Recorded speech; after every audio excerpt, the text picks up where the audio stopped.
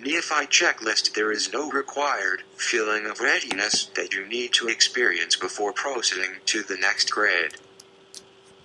The only requirement is commitment, and that you have spent at least 6 months in Neophyte, and that you have fulfilled the following checklist of assignments and requirements. Oh, I now perform the Neophyte formula and rituals daily. Oh, I have completed the silence exercises. Oh, I now make a diary entry every day. Oh, I have completed the diary assignments. I am currently doing the daily tarot meditation. Oh, I have done the 4 adorations daily throughout the grade. I have read first knowledge lecture. Oh, I have read the mystical Kabbalah. Oh, I have read the Tree of Life.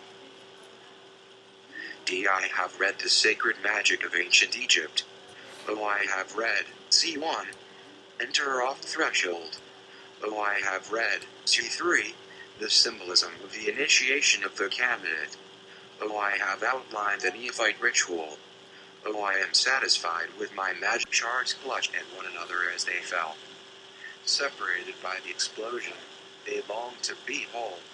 So, between them spun a web of darkness, and space and time congealed like a sticky net strung across the void. The net became a home away from home there in the deep, and the fallen ones skittered across their web like spiders in the dark. There they became the Watchers, as the boundaries of the universe took shape in the depths of emptiness. Their tapestry loomed concealed the endlessness of the divine. Manifest became substance, and the plan of the All-Mind, seemingly thwarted by the cataclysm, continued its inevitable course toward completion, even as it used these fallen angels, who were now cast in the role of the enemy. Into the web fell as sparks of light, like stunned fireflies. But, of course, they were immortal and could not be harmed in their captivity. They existed in a higher dimension, appearing in this world only as brilliant pinholes in the shroud of time. They cast beautiful reflections of the divine in matter, each image conveying a unique aspect, and, for a brief time, it seemed that a complete vision of the Creator would form, reflected in the darkness. The All-Mind seemed once again near to reaching its goal, but the jealous fallen ones pounced on the sparks of light and spun them into cocoons of matter. The Kabbalistic tradition refers to these cocoons as kejapa, or shells, and they are maintained by all manner of crude and mirthful spirits that 8990 chapter 5 go by the same name. The dark angels spirited their captives away, hiding them in the depths of their kingdom of shells until not a trace of radiance remained. The divine image clouded over as the blippeth deprived the angels of light of visible expression. Having no visible presence and existing in another level of reality, the divine sparks remained complacent, as though slumbering, and had no impact on the reign of darkness and fire. And the life that would eventually arise in the universe would have no knowledge of them. Thy flame off light created a terrible heat, which smoldered forth from within the depths. The universe was a seething waste of refuse from the cataclysm. Nothing remained of the original, ineffable glory. All was in a state of depravation, seemingly cut off from the perfect peace and profusion of the All-Mind. But it was a deception, after all, a fiction, a drama on the stage of which a plan was unfolding. From behind the scenes, unceasing, the All-Mind exerted pressure to breathe life into its creation. Space cleared and expanded. The heat of the mortal universe was permitted to cool. Matter hardened out of energy, and the universe as we know it today came about. The divine dared not show itself directly in this realm, lest it destroy the web of space and time by making everything happen at once. If it did so, who would bear witness to the image that was yet to form within creation? Instead, it expressed itself indirectly. By signs and symbols and bicycles it showed evidence. By the interplay of the 3 alchemical principles, by the mingling of the 4 elements, by the phenomena of electricity and the formation of life, and by the radiance of physical light, shining in the blackness of space. Physical light is as nothing compared to the true radiance of the All-Mind, which is light beyond anything conceivable to the mind of a material being. In the larger scheme, physical light is but a specialized kind of darkness that conveys merely the impression of divinity. But as yet, there were no creatures clever enough to recognize that impression. Signs and portents paraded before their seeking eyes. But those eyes were seeking other things: food, sex, and shelter. It seemed that the fallen angels had won. Despite the order that showed itself forth in the sluggish medium of matter, despite the beauty of the galaxies, stars, and planets and the blossoming of all kinds of life, there were no creatures that could experience that order and bear witness to an image within it. If God stands before a mirror and no one sees his reflection, does he exist?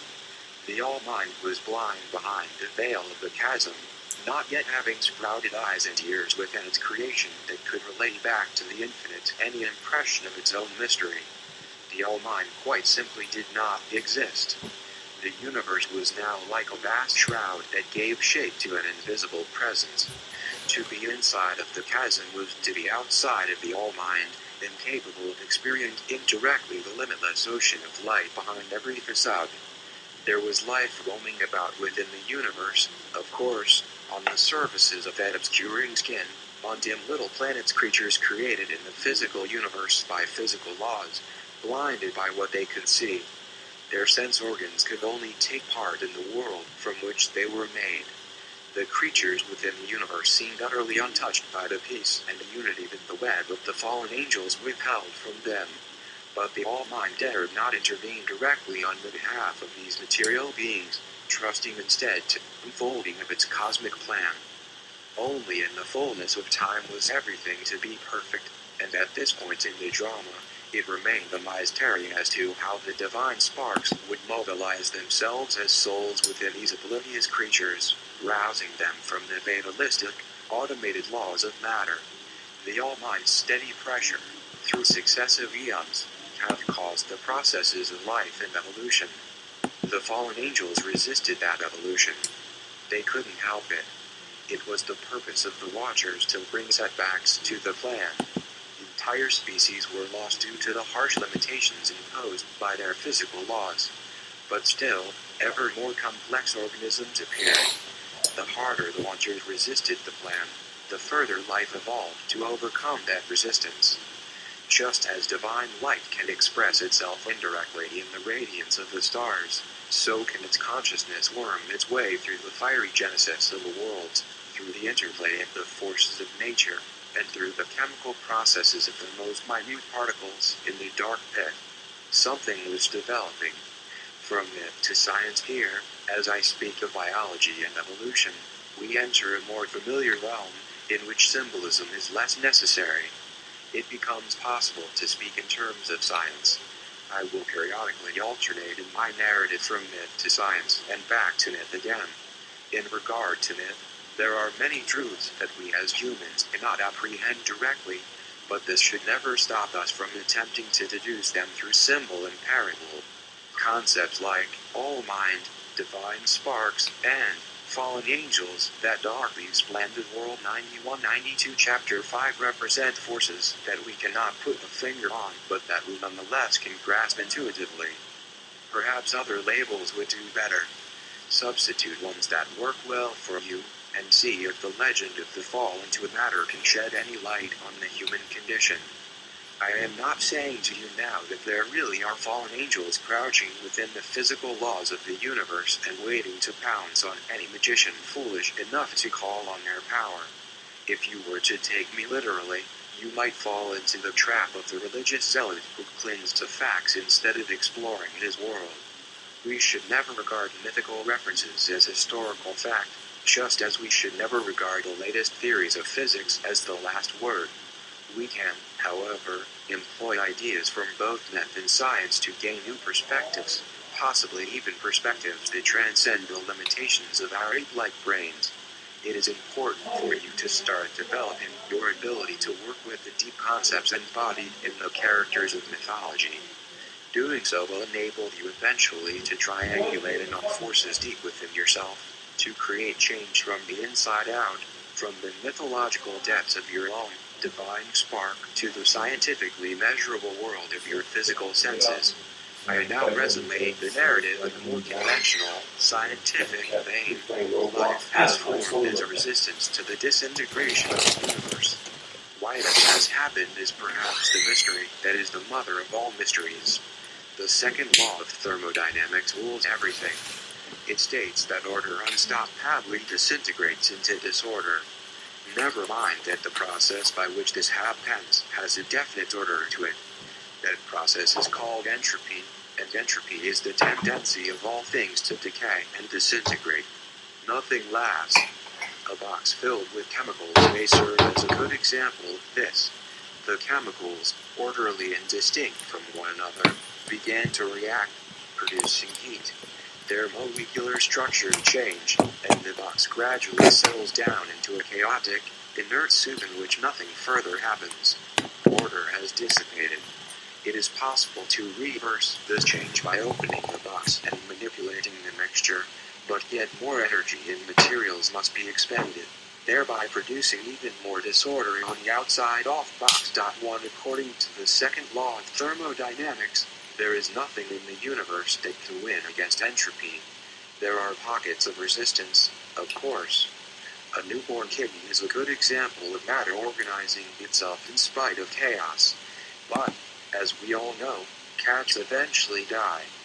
And even as they maintain their biological orderliness for their short allotted time, they do so at great cost, extracting a huge amount of materials from the environment, breaking them down, assimilating them, excreting the waste, and expending a likewise huge amount of energy to do so. The disorder that exists in the wake of an animal's path through life way more than makes up for the order that manifests in the creature itself. Earth's biosphere itself is a rich pocket of resistance. It maintains itself as an orderly place in which the chemical reactions of life can occur. But to do so, it also requires an enormous amount of energy, which it gets from the sun. The sun, in turn, radiates heat because it is undergoing its own process, entropy. The fused reaction that generates its heat and light will eventually exhaust the hydrogen and helium that fuel it. Like the box of chemicals in the example above, our sun will eventually cool, settle down, and collapse, and the orderly paradise that is Earth will vanish within hours. The chemistry of life is the best example we have of resistance to entropy. Even though nothing within the material world can triumph over decay and death, life provides a temporary oasis of relief in a desert of disintegration.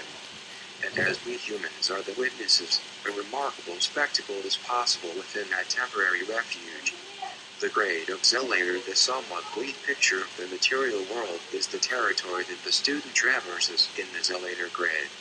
The word Zealtor, pronounced Zealtor, is a corruption of the Latin word zealotes, meaning zealous person or zealot. The realm of material life is the official laboratory of this grade, and the student is expected to work up enough zeal to win effectively within it as the grades pass by. Material existence is entirely bounded and ruled by the planet Saturn. As you may have guessed from the assigned reading so far, when I refer to Saturn, I don't necessarily mean the planet in an astronomical sense, but rather the planet in the astrological sense. This means I am talking about a particular kind of energy that happens to correspond to the movements of the physical planet Saturn. I am not saying that the physical planet in the sky is the source of that energy. Whether or not Saturn and the nations come from the physical planet is a matter of debate among astrologers. In any event, the forces to which Saturn corresponds are much larger than darkly splendid World 9394 Chapter 5 than our little solar system. Astrologically, Saturn represents the web of time and space that has ensnared our divine natures in the darkness of the universe. Its energy is entropy, decay, disintegration, death, and all off-limiting physical laws. As the second law of thermodynamics demonstrates, the realities of physical existence can be somewhat depressing. It is best that the new Zealtor go forth into his work prepared with a ritual that keeps the forces of Saturn at bay, at least enough to retard their effects on his consciousness as he reaches deep down into himself to draw upon inspiration from realms beyond time and death. Before starting the Zealtor curriculum proper, learn this new ritual by incorporating it into your already existing daily routine. Do it right after the lesser vanishing ritual of the pentagram and before the middle pillar exercise. Do not proceed onwards into the other ritual work of Zealtor until you know it by heart. The vanishing ritual of the hexagram is a more refined kind of vanishing ritual than the one you learned previously. Rather than removing you from the influence of matter, as the pentagram ritual does, it removes you from the influence of the planets. The densest and grossest of the planets, Saturn, lessens its influence over you when you perform this ritual. Vanishing Saturn vanishes, to some extent, all of the planets. Saturn is a force represented very high up on the tree of life, indicating that it contains the potential of all the other planets within it. As a result of the daily vanishment of Saturn, you may begin to gain perspective not only over your physical environment, but also over higher-order functions, such as social relationships. The ties that bind will begin to lose their power over you. Emotions like guilt, envy, and insecurity will start to wane. This may be liberating for you. The resulting freedom may also be frightening. Before practicing the vanishing ritual of the hexagram, brush up on your Egyptian mythology, particularly concerning the story of the death and resurrection of Osiris-Iasir. This symbolism of the ritual's analysis of the keyword taps into that myth. Symbolism of the vanishing ritual of the hexagram also. Before you begin, there are some sets of symbols that I must explain. The first of these are the letters INRI, which the ritual transliterates into their Hebrew equivalents, Yod, Nun, Resh, and Yod. The Latin letters, of course, represent the sign that was placed on the cross of suffering in the myth of the crucifixion. The Hebrew letters, in the magic of Renaissance Kabbalah, are linked to the astrological forces of Virgo, Yod, Scorpio, Nun, and the Sun, Resh. These, in turn, are represented by the Egyptian gods Isis, Virgo, Set, also known as Apophis or Typhon, Scorpio, and Osiris, the Sun. These symbols and characters linked together in this Dizzian fashion compose a magical formula capable of awakening the power of illumination. It is called the formula the divine white brilliance. Practiced over time, it becomes a powerful weapon in your mastery over lower forces. The magical name Lao is an acronym created from three of the gods above, Isis, Apophis, and Osiris. This name is therefore three different powers condensed down and expressed as one great entity. Io is an ancient Gnostic name of God. The word LVG's Latin looks for light. In ancient Latin inscriptions, the U appeared as a V. The letters LVX are linked to the gods of Io via three different dramatizing postures that you adopt during the ritual. LVX, then, affirms that the activities of life, represented by the myth, are actually broken pieces of the light, or the original, ineffable glory of the All-Mind. Uniting them calls forth that original brilliance. Next, we come to the god name Arita. This word is a Hebrew acronym for Achadresh Aku Dataresh Yakinterlotinurataresh, or, in English, one is his beginning, one principle is his individuality, his permutation is one. This is a reminder that the power of each planet derives from the unlimited whole, the singular activity of the All-Mind. This unlimited whole is expressed by the symbol of the hexagram itself. The hexagram represents the pressure that the All-Mind exerts on its creation, a sort of impact signature of divine power as it presses the universe to evolve and produce conscious life. I suggest you look at all magical symbols in this light. The ancient Kabbalists analyzed that power by attributing 6 planets to the points of the hexagram, with the sun at the center. Drawing the hexagram in different ways during ritual, You can supposedly manipulate different planetary energies by affirming their greater hold of the divine. The pentagram works by the same principle to manipulate elemental forces. That darkly splendid world 95D _... 4 distinctiveness from the 96 chapter 5 drawing, the hexagram that is composed of two interlocking triangles can be a bit of a problem in ritual, because the whole figure is not composed of one continuous line. The famous Renaissance magician Giordano Bruno fixed that by tracing the universal form of the hexagram in his ceremonies. Two, the more experimental members of the Golden Dawn, including Mathers himself, adopted the universal form successfully for ritual. 3. So that is how I present it here. The vanishing ritual of the hexagram. This ritual consists of two parts: the formulation of the hexagrams and the analysis of the keyword. The formulation of hexagrams. 1. Stand in the center of your ritual space, facing east. Draw the vanishing universal hexagram of Saturn in brilliant white flame. With the arm and index finger fully extended, start above and before your head. Draw a line diagonally down to the right, stopping at a point before and to the right of your right hip. Then draw diagonally to a point at the upper left, stopping before and to the left of your left shoulder. Then draw diagonally down to just before your groin. Then draw diagonally to the upper right, stopping just to the right of your right shoulder. Then draw diagonally down again to the lower left, just to the left of our left hip. And finally, draw back up to where the figure started.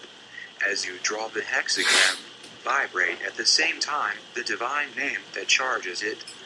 Read on the last syllable of the vibrated word. Stab the center of the hexagram and see the fiery white lines burst into flame. Feel the awe of the divine name charging the hexagram, locking it into perfect form. 2. In the center of the hexagram, trace the sigil of Saturn in white flame while vibrating the god name, YHVHELOHIN, on the last syllable. Stab the center of the sigil as before, charging it and sealing it. 3, 4, 6, 7, THENTRACEEABRILLIANTWHITEHEXEGRANTOTHESOUDH, as done in the pentagram ritual. Draw there another vanishing hexagram of Saturn with the planetary sigil in the center, vibrating the same name and charging the figures as before. Continue the line to the west, doing the same there. Continue the line to the north, doing the same there. Finally, complete the circle by continuing the line to the east and connecting to where you started in the center of the eastern hexagram. Stand in the middle of this circle, facing east, and see the hexagrams around you. Feel the heat of the flame. The analysis of keywords. 1. Extend the straight right arm to the upper right and point straight away from the heart with the index finger. Say commandingly, INRI, then trace the Hebrew letters before you from right to left as you say them. Yod, Nun, Resh, Yod. See them as large and formed of bright white fire. Spread your arms out straight to your sides, forming a cross, and say, Go, Isis, Mighty Mother. Scorpio, Apophis, Destroyer. Sol, Osiris, slain and risen. At the word risen, bring your arm to your chest, crossing the right forearm over the left like a mummy. Slowly raise your arms over your head like an opening flower as you say the following: Isis, Apophis, Osiris. 2, 3, that darkly splendid world 97-98 chapter 5.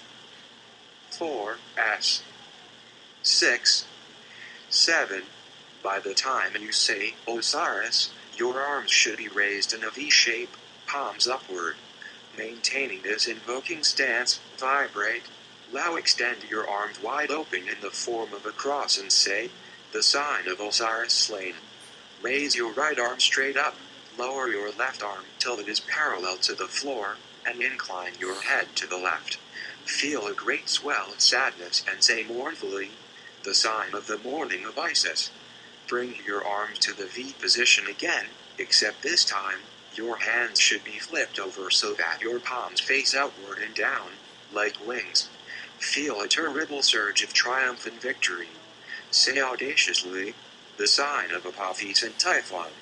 Cross your forearms over your chest, like a mummy, making an X and feeling tremendous relief and vindication. Say, the sign of Osiris risen. Then, as you say the following, make the signs that correspond to the letters spoken, L, V, X, and, as you say the final phrase, the light of the cross, spread your arms wide in the form of the cross on the word light and cross your arms in the mummy pose again on the word cross, the light of the cross. Pause a moment and feel the force of life pressing from within you, pushing you to evolve and grow in the face of resistance. The cross of the four elements both conceals and reveals that force. Additional notes on the banishing ritual of the hexagram. The analysis of keyword uses the great signs of an adept, LVX, also known as the formula of the divine white brilliance. Great signs are symbolic representations of attainment, and the LVX signs are those of the Adeptus Minor grade, the first grade of adeptship and the first grade of the inner order. In the grades of the original Golden Dawn, the student demonstrated great signs to show that he was ready to receive initiation to the next level. Also in the original Golden Dawn, this hexagram ritual was not given to the student until he was ready for advancement to the inner order, perhaps because of the secrecy of the LVX signs. In this modernized curriculum, that has changed. It turns out that the 5=6 signs and the hexagram formulations are good assistants to the student's evolution in the earlier stages too. He may not be able to employ the great signs as an adept does, but that doesn't mean he won't benefit from doing them. Also, regular performance of the banishing ritual of the hexagram retards the aging process. It is a good idea, then, to bring it into play as early in your work as possible.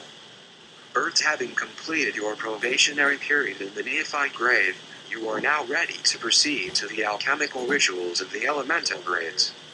Deep within the recesses of the material husk in which you live, deeper than the chemistry of your cells, the hidden light of higher worlds lies in wait. If you persevere in the Zealtor curriculum, you may succeed in jump-starting the process that slowly unravels that husk, liberating your divine spark. From one perspective, Zealtor is the only grade of initiation. All other grades are simply stages of advancement. For it is in the earth grade that your feet are placed firmly at the beginning of the path of transformation. You are confronted with the physical world, which you apprehend through the physical senses. The signs and portents of the divine are waiting for you to notice them, and the exercises of this grade prod your mind to awaken from the fatalistic, automated laws of matter. As mentioned, this grade corresponds to the element of earth, represented by the bottom sapphire of the tree of life, Malkuth. Malkuth means kingdom, and in the Zealtor grade you will contact, purify, and consolidate the forces of the kingdom of the physical world in your aura. The purpose of the lesser banishing ritual of the pentagram was to remove you from the influence of elements entirely. It has supposedly, at this point, established that darkly splendid world 99-100 Chapter 5 a level playing field for you to begin experiencing the elements of fire being one at a time, each in controlled isolation. In Zealtor, the earth aspect of your existence is sifted out from its entanglement with the other elements. The observer, the exercises of this grade draw your attention to matters of physical existence. They may also cause havoc with your personal life, liberating personal energy or depleting it. They may cut you off from the tribal mentality of your family and peers. They may cause changes in diet, health, and career. You would do very well to begin cultivating your inner observer, in other words, paying attention to your physical body at all times and carefully noting what is happening in regard to your sensations, mannerisms, breathing, emotions, and thoughts. Whatever difficulties arise, The student who takes refuge in the spirit of dispassionate observation will find comfort in seeing these changes as necessary and as signs that the rituals are working. The disturbing effects of the elemental grades. If you begin the elemental grades, make sure you resolve to finish them. Each grade will exaggerate aspects of your lower nature that correspond to one element. In Zealtor, your earthly circumstances, wealth, home, body, and physical senses will be subject to fluctuations. In Theoricus, your air-like qualities, thoughts, beliefs, fears, and habits will become stirred up. Practicus plays heavily upon emotions and creative abilities faculties associated with water. Stopping your occult practice in the middle of this climb through the elements may result in a feeling of being stuck between worlds, half asleep and half awake. The elemental grades throw you off balance until you can complete them and then put in order what you have acquired in each. It is not desirable to remain in an unbalanced state. This symbolism of your ritual space. This book requires only a simple temple space, a patch of bare floor at least 8 feet across. The basic symbolism of compass points, the cross, the circle, and the floor on which you stand are powerful enough symbols, and these symbols are to form the base of the magical system you are learning. To illustrate the important symbolism of our ritual space, I would like to refer to an old Victorian novel called Flatland, A Romance of Multiple Dimensions, by Edwin A. Abbott. It tells a story set in an imaginary flat world of two-dimensional beings. These beings don't know what three-dimensional space is like, because they live on a plane that has no upward and downward directions. They know only north, south, east, and west. All they can see are the edges of other two-dimensional objects that exist on this same flat plane that they live on. These beings cannot look up or down out of their plane, because up and down, in Flatland, do not even exist. One day, one of our Flatland characters, a square, has an encounter with a three-dimensional being, a sphere. The sphere, who cannot squeeze itself into the two-dimensional plane, cannot reveal itself all at once. It must simply pass through flat land.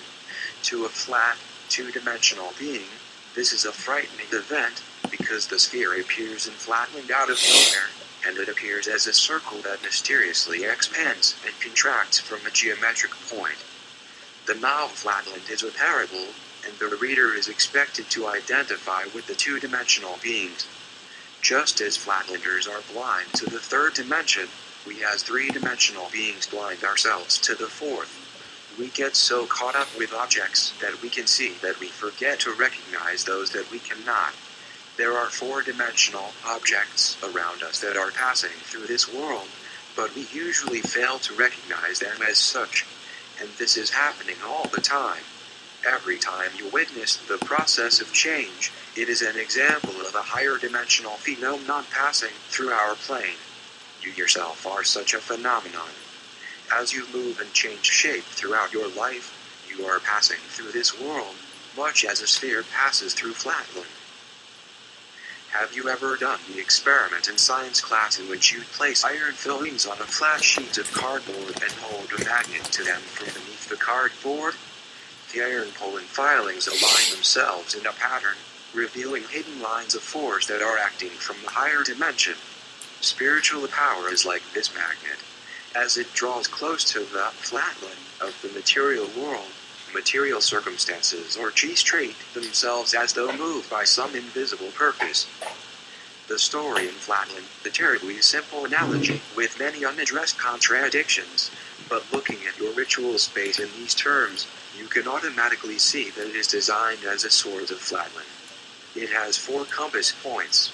Attributed to these points are the 4 aspects of three-dimensional experience, the 4 states of that darkly splendid world 101-102 Chapter 5 Matter, Solid, Gas, Liquid, and Plasma, Earth, Air, Water, and Fire. These categorize for us all of the things that we acknowledge to be real within our limited 3-dimensional bias. They characterize our familiar world of limited dimensions. Upward and downward, in the Flatland symbolism of a temple, refer analogously to the hidden directions that we cannot see, the hidden avenues that are gateways to higher dimensions. By our actions on the temple floor, we attempt to manipulate the descent of higher dimensional powers. Theoretically, a spiritual being can be compelled by your ceremonial acts to pass through your ritual space. Physics dictates that physical light is a higher dimensional phenomenon. CILRELATIVITYVITYWSIKSARIPPLEINSPECE-time.5 In the symbolism of a temple floor plan, light is seen as entering it in two different ways, from above and from the east. When light descends from above, it is called down by the balancing of the four elements. When the four elements are in perfect balance, this naturally opens a gateway to higher dimensions. When light arises from the east, it is attributed to the life force of nature that has its source in the sun. The station in the east is a very powerful position and is taken by the Hierophant in the 0=0 ritual. The Hierophant is therefore a personification of the dawning of light. Whether light comes from the east or descends from above, it makes little difference. These directions are simply allusions to the pathways for higher dimensional influences. They are gateways that lie in no actual physical direction, and they are therefore closed to us as physical beings. But we can still train ourselves, through ritual acts, to call on energy down those extra-dimensional pathways. We can even create a body of light capable of passing through them to explore higher worlds. In the Zealtor grave, you are going to be doing the middle pillar exercise seated in the east and facing west, in the position of the Hierophant. By doing this, you align yourself symbolically with a natural current of spiritual energy that reveals itself in the dawning sun. By performing the middle pillar at this station, you gradually bring into yourself the light of life energy, the power of Osiris, and you become its representative in this world. After that, you move to the center of your ritual space, face the direction of Earth, and do an exercise that brings that middle pillar energy to bear on the element of Earth. You are, first, calling down the divine light in the east and, second, carrying it to one of the four elements as a kind of initiation rite for that element. In this way, you are introducing the elementals, analogous to flatlanders, to higher dimensional beings. You are acting as an envoy and as a bridge between worlds. Special exercise. Imagine yourself as a two-dimensional being in a two-dimensional world. Imagine extending the two-dimensional square of flatland into a three-dimensional cube of space. The cube is the shape of the temple that you are to envision yourself standing in elemental grade work. It is a flatland expanded into the next dimension. You already know what a sphere looks like to a flatlander as it passes through the two-dimensional world. What would a four-dimensional sphere at hypersphere look like passing through a three-dimensional space? Our brains apparently are not equipped to visualize four-dimensional objects, but you can at least picture what it looks like as it passes through the cube, a sphere that expands and contracts from the central point. Viewing your ritual space in these ways is not the be-all and end-all of higher consciousness, but it is one of the approaches to magic that can help you tune yourself to the descending influence of higher worlds. Building the universe within to bring spiritual power to the realm of the four elements, your daily ritual work in the elemental grades takes on a special format. 1. It begins by banishing via the pentagram and hexagram, as before. 2. Then be invoking the elemental Thegrudiurian. 3.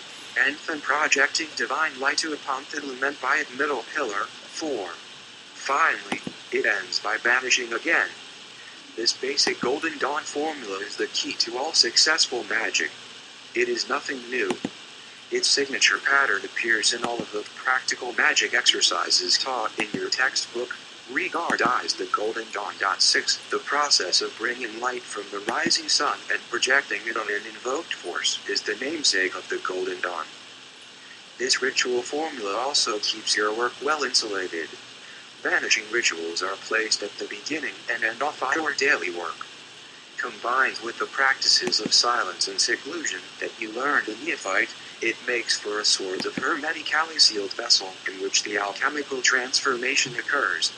You are opening a sacred space, similar to the space the All-Mind opened within itself, in which you can create your own microcosmic reflection of the universe.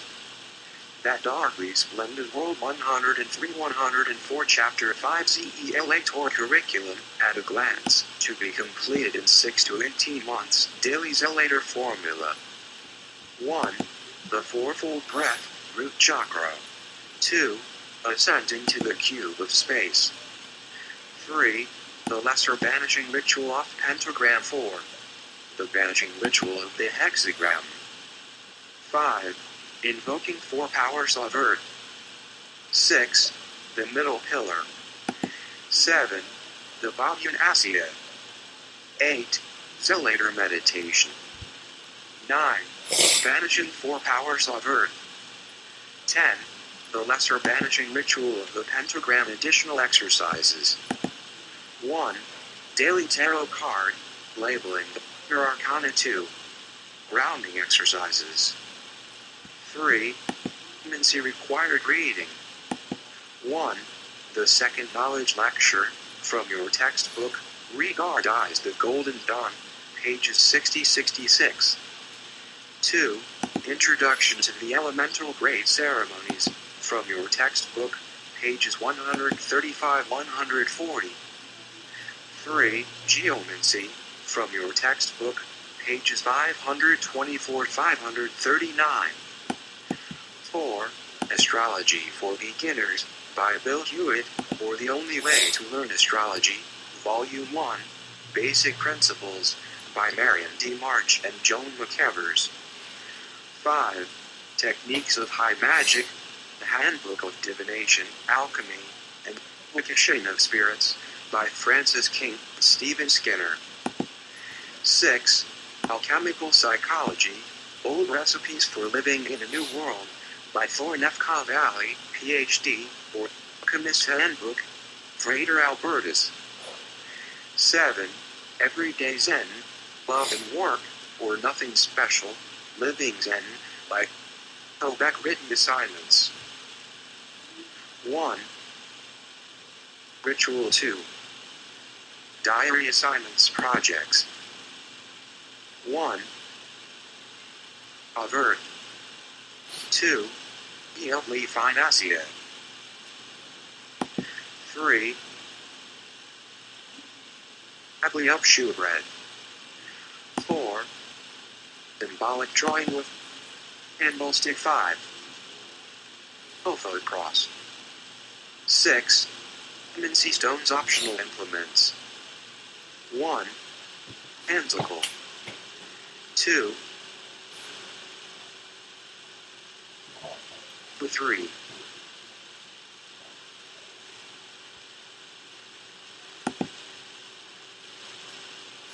The side altered, Hartley Splendid World 105-100. The Zealtor curriculum details Zealtor formula. Once you have finished constructing the Unifian Tablet of Earth, see projects for this chapter, page 116. Do this series of rituals once per day in the order presented below, one right after the other. Place the tablet in the north, either on one of our optional side altars, on a chair or small table, or by hanging it on the wall. It should be positioned somewhere approximately between the level of your eyes and the level of our heart. As you are working to finish the tablet, you can continue the daily neophyte formula until the tablet is ready. 1. The fourfold breath, root chakra, in each grade. This curriculum links an element to one of the chakras. Earth corresponds to the root chakra. Sooner or later, most students discover their chakras, energy centers in the etheric body. Knowledge of these centers is not essential, but it is helpful in working with the energy that is raised in ritual. In this grade, you begin by making sure that the root chakra is open, or begins to open. This chakra is called Muladhara in Sanskrit. If you wish to learn more about the chakras, I recommend the book Wheels of Life. I know the intuitive. Do the fourfold breath as before, but as you hold the breath in for the count of 4, feel the air that permeates your body converge on the area of your crotch, between the anus and the sex organ. On the out-breath, see radiate back out from that area, filling the recesses off body. Heart chakra corresponds to the element of earth and more or less to mold. Curiously, this exercise can cause tingling not only in the vicinity of the chakra, but also in the feet, which correspond to mold. 2. Ascend into the cube of space after performing the fourfold breath. Stand as though ready to perform the lesser banishing ritual of the pentagram. Visualize yourself expanding as before. The space between your atoms spreads, and your body rapidly grows until Earth becomes a speck beneath your feet. Your body continues to grow beyond the solar system and galaxy, gradually filling the universe. For our purposes here, the universe has boundaries, and you have just expanded your imaginary body dose to those boundaries, to the point that you are now standing within a cube of space. The universe is seen as a six-sided cube, and you are therefore standing between its floor and ceiling, surrounded by four walls. These surfaces are black, like the night sky dotted with mill lines of stars. Closer observation reveals a hidden pattern in those stars. Into each of the four walls surrounding you, there appears to be a black design woven. It is only visible because it blots out the stars with its lines. It is the symbol of the Jerusalem Cross 7, and it fills each of the four walls from top to bottom and from side to side. Spend a few moments visualizing the setting around you before continuing with the rest of the lesser banishing ritual of the pentagram. When your daily ritual work is done, take a few moments to return to the physical level of mind. This is very important. See the astral body diminish suddenly in size. The robe of stars expands and floats outward to resume its place as the confines of the universe. Your body of light shrinks rapidly, and there is the feeling of falling and becoming more dense. Expanding galaxies issue upward from your body as your descent continues into the realm of the Milky Way and eventually to our solar system. Feel a thud or a sort of bouncing sensation as, all at once, your body resumes its place on Earth.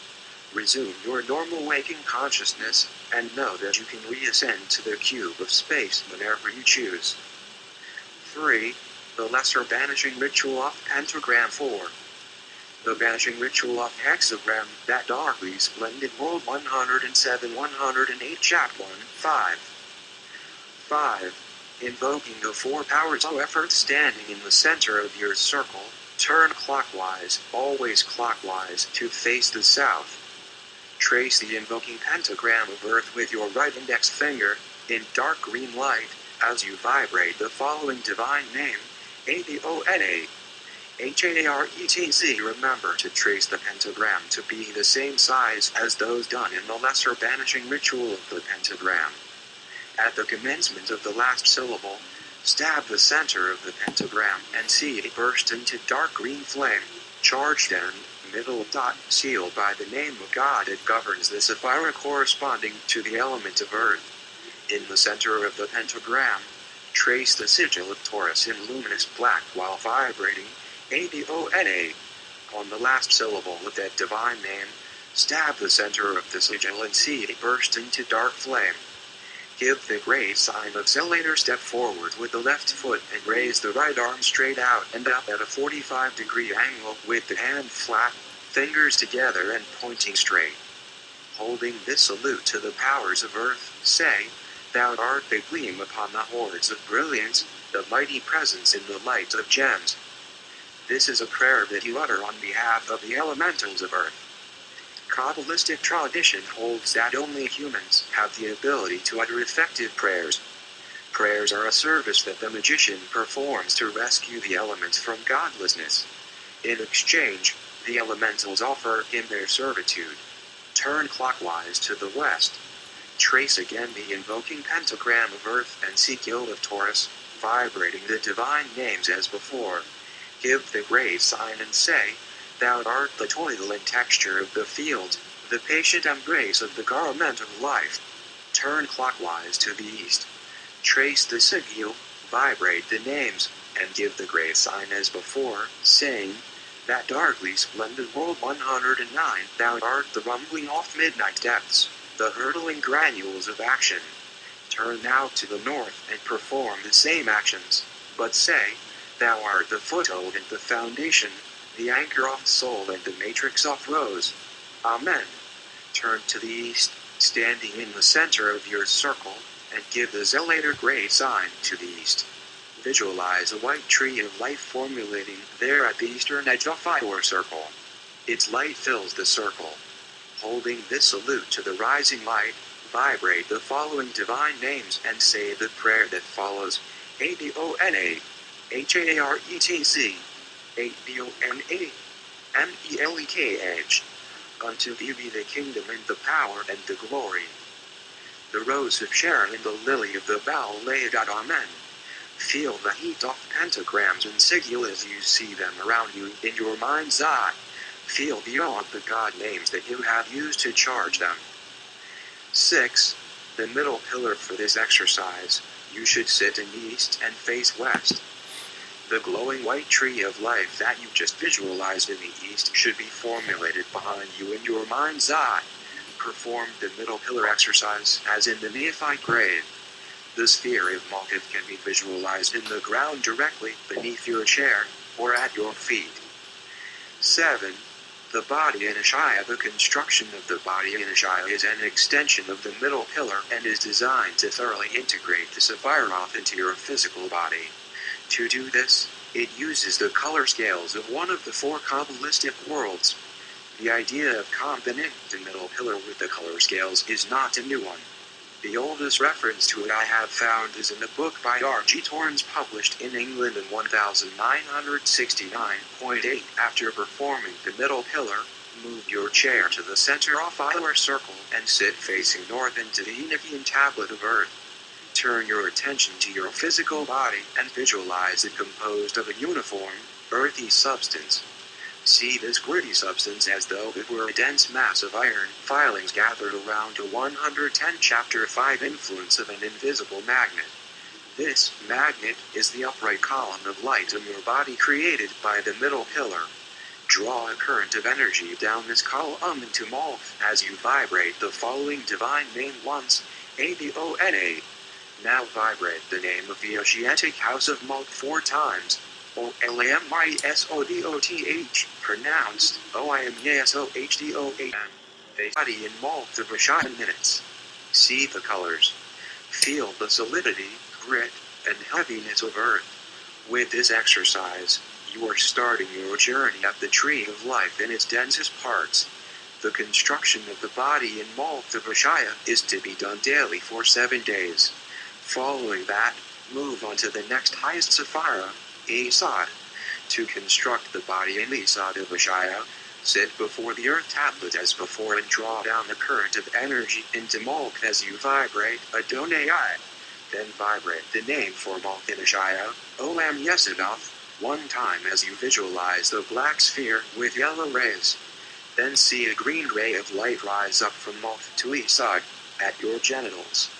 Vibrate the name for the Asiatic House of Esod 4 times as you visualize your Esod filling with the color citrine, flecked with azure. Levanah. Next, see the whole body filling with citrine and glinting flecks of azure as you vibrate Levanah yet 4 more times. Meditate in this body for at least 10 minutes.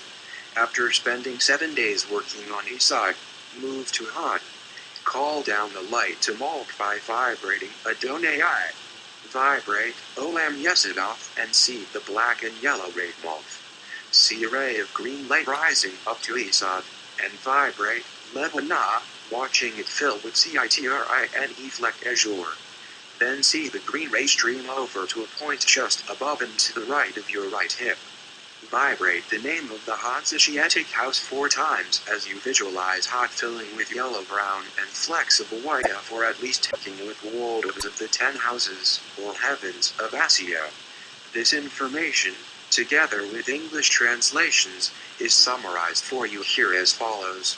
Sephira 10 Malkuth 9 Esod 8 Hod 7 Netek 6 Tiferet 5 Gibur 4 Chazeb 3 Bina 2 Chakma 1 Cather Asiatic color black. Grey yellow citron, flecked azure yellow brown, flecked white olive, flecked gold golden amber red, flecked black deep azure, flecked yellow gray, flecked pink white, flecked red, blue, and yellow white, flecked gold Asiatic house om yesadot lavana kokav noga shamash matim sedek shabatai mat sloth rachi, Herculean meaning sphere of the elements, the moon, Mercury, Venus, the sun, Mars, Jupiter, Saturn, stars, the first swirlings, the earth and body, which you are infusing with the color scale of Ashaya, is the material aspect of your sealam. The sealam on any level can be thought of as a vehicle once it is properly recognized as such and trained to serve. Clearly, this exercise dictates that your physical body is to be viewed as a vehicle of consciousness. That darkly splendid world 111-112 chapter 5, there are other bodies that you are yet to build in the following grades. The most important implication of this idea is that no matter what form your sealam takes on whatever level of existence, it is not who you are. Do not identify with the sealam, no more than you would think that you are your reflection in a mirror. Once you have completed your journey up the tree in the manner described above, having spent 1 week with the name and color of each sapphira, it is time to move to the next step. For the remainder of the Zealtor grade, after your middle pillar work, sit before the tablet of earth and return your attention to the sphere of light above your head. See it as a sphere of light that is the color of Kether and Ashaya, white flecked with gold. Vibrate 4 times the name of Kether's Asiatic house, Rashitha Gilgali, and then bring your attention to the area to the left of your head and see there a white sphere flecked with yellow, red, and blue, the colors of Chakma and Ashaya. Vibrate the name of Chokma's Asiatic house 4 times. Mazloth. Continue on down the tree in this manner, from Saphira to Saphira, in the order of the lightning flash, seeing the sphere with its colors and vibrating the name of each house. When you finish with Malth, spread your visualization across your whole body. See all the Sephiroth in their Asiatic colors as they are situated in your aura around and within your body. Float in the tree of Ashaya for up to 20 minutes. See your aura glow white from the presence of the Sephiroth, as though their presence stimulates the arousal of quintessential energy. Intensify the visualization, making it as bright as you can. Then relax in the afterglow of our work. 8. Zealtor meditation. This meditation comes from your textbook, The Golden Dawn, page 63. Continue with this meditation in your seat, facing north. Let the Zealtor meditate on a straight line. Let him take a ruler or a pencil, and by moving it a distance equal to its length, outline a square. Having done this, let him, after quieting his mind with the rhythmic breathing taught in the first meditation, mentally formulate a cube, and endeavor to discover the significance of this figure and its correspondences. Let him meditate upon minerals and crystals, choose any especially a crystal of salt, and entering into it, actually Fishaya now, though you are using the names, not give the great version of his ceremony. Note, you may actually omit this particular banishing tice. The lesser banishing ritual of the pentagram, performed last in the daily sequence, is more than enough to banish the influences of Earth. The banishment of the 4 powers of Earth is included here only to show how the daily invocations and banishments work in the elemental grades. 10. The lesser banishing ritual of the pentagram. Additional exercises. Daily tarot card. Labeling the minor arcana. Continue to do your daily tarot meditation as before. But now, when you draw any one of the card numbers 2 through 10 of the 4 suits, record its corresponding planet and zodiacal sign by drawing, with black ink, the sigil of each somewhere in the card. These correspondences can be found on pages 550-564 of our textbook, The Golden Dawn, in a section titled, The 36 Deacons. Continue to do this until all 36 of the cards are marked, even if that means continuing this exercise into the next grade. That darkly splendid World 113 ritual from Daily Proc 114 Chapter 5 Grounding Exercises. 1. Reproception. For the entire Zealtor grade, Attempt to stay focused on the sensations in your body in the here and now. Feel the texture of your clothing as you sit and walk. Feel the physical sensations of emotion. Become absorbed in all of your bodily sensations, both pleasant and unpleasant. Pay particular attention to the feeling you get when returning to this exercise from your habitual distractions or daydreaming. You may wish to wear a watch that has an hourly chime to keep you reminded of this continuous exercise. 2. Active Zen. Once you have read the book Everyday Zen, do at least 1 month of daily work in which you incorporate the principle of Zen into some mundane household task. Your active Zen sessions should happen every day of that month, lasting from 30 to 60 minutes. Some good examples of activities follow. Washing your car. Cleaning the bathroom floor with a toothbrush, bullet, sweeping leaves. Weeding. 3. For 1 month, sit quietly for at least 15 minutes each day and attempt to remain unwaveringly focused on the sensations on your skin. Observe the different components of each sensation. Eventually, focus on one particular sensation and label its various aspects. Try to dissect it mentally. 4. For 1 month, spend 10 minutes each day standing with your feet slightly pigeon-toed and shoulder-width apart and with your knees slightly bent. Push into the earth as though trying to push 2 sections of the ground apart. Feel as though someone is challenging you and you are holding your ground. During this exercise, occasionally grip the floor slightly with your toes, as though your feet were suction cups. Occasionally, bend your knees while breathing in, and then resume the slightly bent knee posture while breathing out. 9. Note any feelings that come up as you do this. Explore those feelings, even if they are emotionally troublesome. Also, note any desire to stop this exercise prematurely. Stay alert and try to discern if the ego becomes restless as it defends itself from the release of emotion. 5. For a month, once per day, jump up and down for a couple of minutes on an earthy surface, letting everything become loose and buoyant. With each impact on the earth, bend your knees and feel how the ground absorbs you. 10. 6. For a month, become aware of gravity whenever you are walking or standing idly. Feel an invisible vector passing downward through your center of gravity and into the earth. Is the earth pushing up against you, or are you pushing down against the earth? 7. At least 3 times, lie on a blanket at night, under the stars. Look at the sky and imagine that you are actually above them, as though you are riveted to the ceiling. Feel the mysterious force that holds you to the ceiling and marvel at the vastness of space beneath you. Geomancy. After you have finished all of the assigned reading and after you have constructed and consecrated your geomancy kit, see number 6 under Projects for this chapter, page 119. You are then required to do a minimum of 7 geomantic divinations for the Zealtor grade. For each divination, draw the special grid of the houses, page 531 in your textbook, The Golden Dawn, or page 44 in Techniques of High Magic to record the results. Interpret the results based on what you have learned. Do not be concerned with whether or not your divinations are accurate. Instead of doing these divinations as suggested in your textbook by making a random number of dots on a page, grasp a handful of stones from your kit and pour them onto a white cloth to count them, thereby generating your geomantic figures with certainty. Written assignments. 1. Outline of Zealtor ritual done as for the neophyte ritual. 2. Diary assignments throughout the entire Zealtor grade. Make your daily diary entries without using negative or positive judgments. Make no criticisms of anyone or anything, good, bad, darkly splendid, world 115-116, chapter 5, or bad. Be on the lookout for the tendency to evaluate and size up.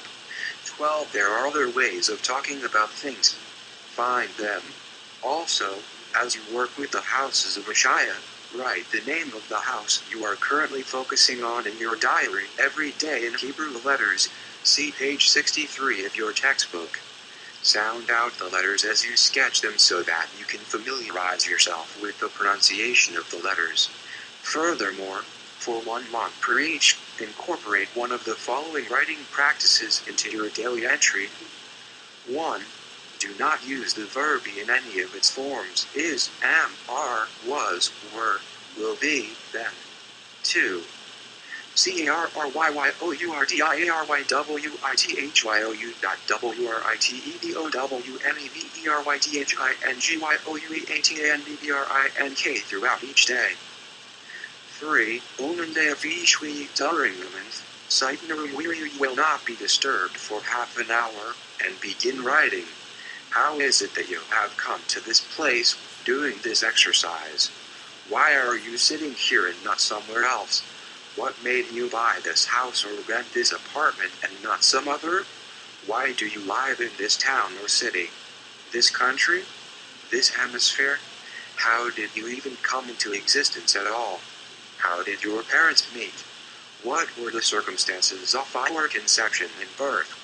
Contemplate and write about the many circumstances that have contributed to this very moment, as you sit in this room doing this very exercise. 13. 4. Include as one topic the name of an emotion that characterizes the current day. Feel this emotion in your body. Note its physical sensations.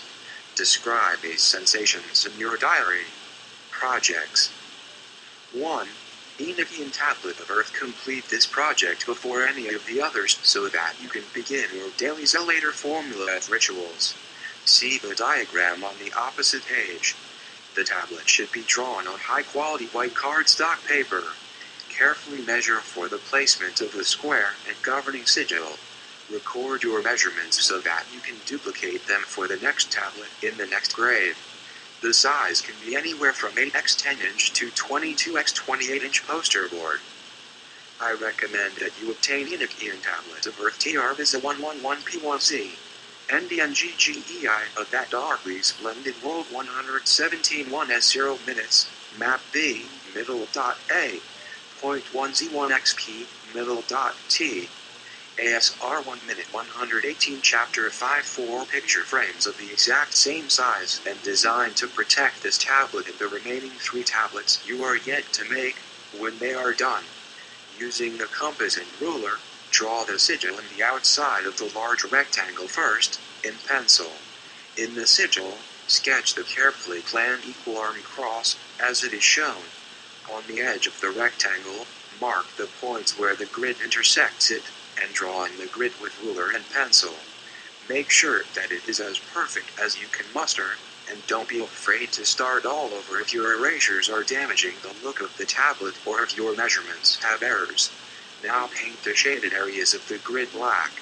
Black is the main color of Earth. It may require 2 coats to make the paint completely opaque. Paint the ring around the seal black as well. Paint the arms of the cross citrine, top, olive, right, black, bottom, and russet, left. These are the colors of Malkuth and Bria, the world of creation. Next, use pencil to sketch in the appropriate letter for each square. Be sensitive to the space in the square, making sure that all of the letters look comfortable and of equal proportion. Next, paint the letters in the following manner. Notice how the tablet is divided like the Jerusalem cross into 4 quadrants containing lesser crosses. Portion of tablet black squares, upper left quadrant black squares, upper right black squares, lower left black squares, lower right all the white squares in the tablet color of letters yellow, color of air blue, color of water green, a color of earth red, color of fire black, contrasting color of spirit. Clean up any stray marks by drawing in the grid lines with a high-quality black marker and a ruler. You can also retouch the squares with black paint to clean up any smudges from the colored letters. When your tablet is as perfect as you can make it, frame it. Do not do any ritual work or meditations on this Enochian tablet beyond the instructions you have been given so far. It is important to avoid work with the Enochian system of magic directly until after the elemental grades. Remember that you can read about anything you like, but keep your practice confined to just the direct eons of this book. 2. Tree of Life in the child. Make a photocopy of the Tree of Life diagram from the end of the Neophyte chapter. Paint the Sephiroth and paths in their Asiatic colors, using the brightest, most perfect paints you can find, preferably water-based acrylics, all of the same brand. Refer to the 99 off our textbook, The Golden Dawn, for the color correspondences. Make this diagram to the absolute best of your abilities, as perfect as you can use Tur. Start over several times if necessary. It should take several days, or even weeks, to complete. When you are done painting, clean up any stray marks by redrawing the black lines of the tree with ink. Add this painted tree to your Book of Trees. 3. Symbolic drawing off table of shewbread. Reproduce this temple drawing from the Zealtor ceremony to the best of our drawing ability, using a ruler and compass. Regrettably, this important drawing was not included in your textbook, though it appears here on the page that follows. Proceed carefully enough so that the completion of it may take several days. Add it to your book of temple diagrams. You may not understand its significance now, but that is okay.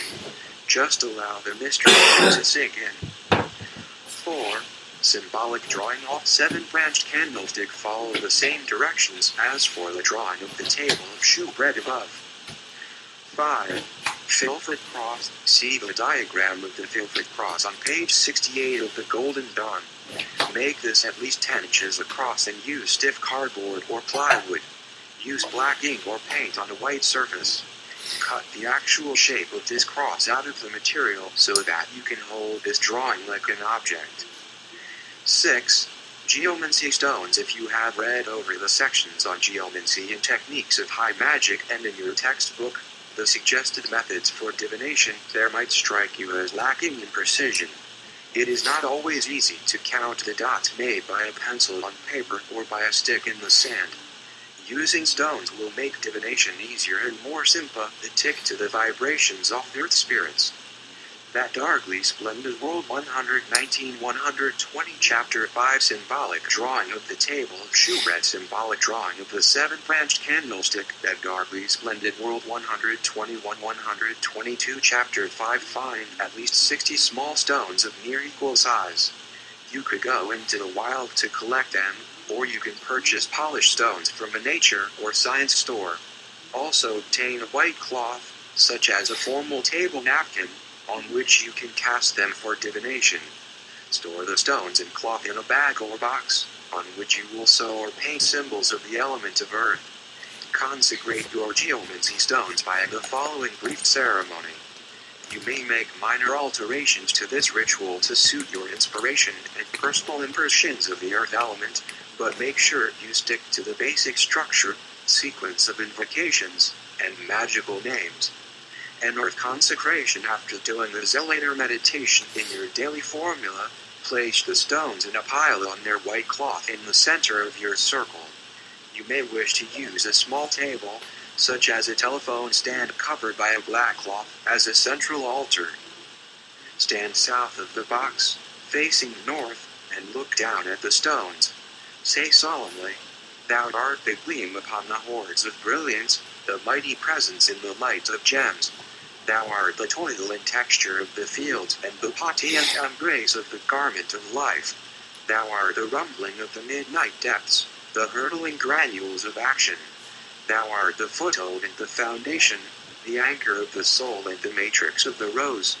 In the name of Lord of the universe, Adonai Haaretz, Adonai Melech, I declare that the light shineth in the darkness, and that thou art witness to the pervading infinite, ADONAIHARETZ, ABONAIMELEK. The use of all capital letters indicates that you should vibrate the names.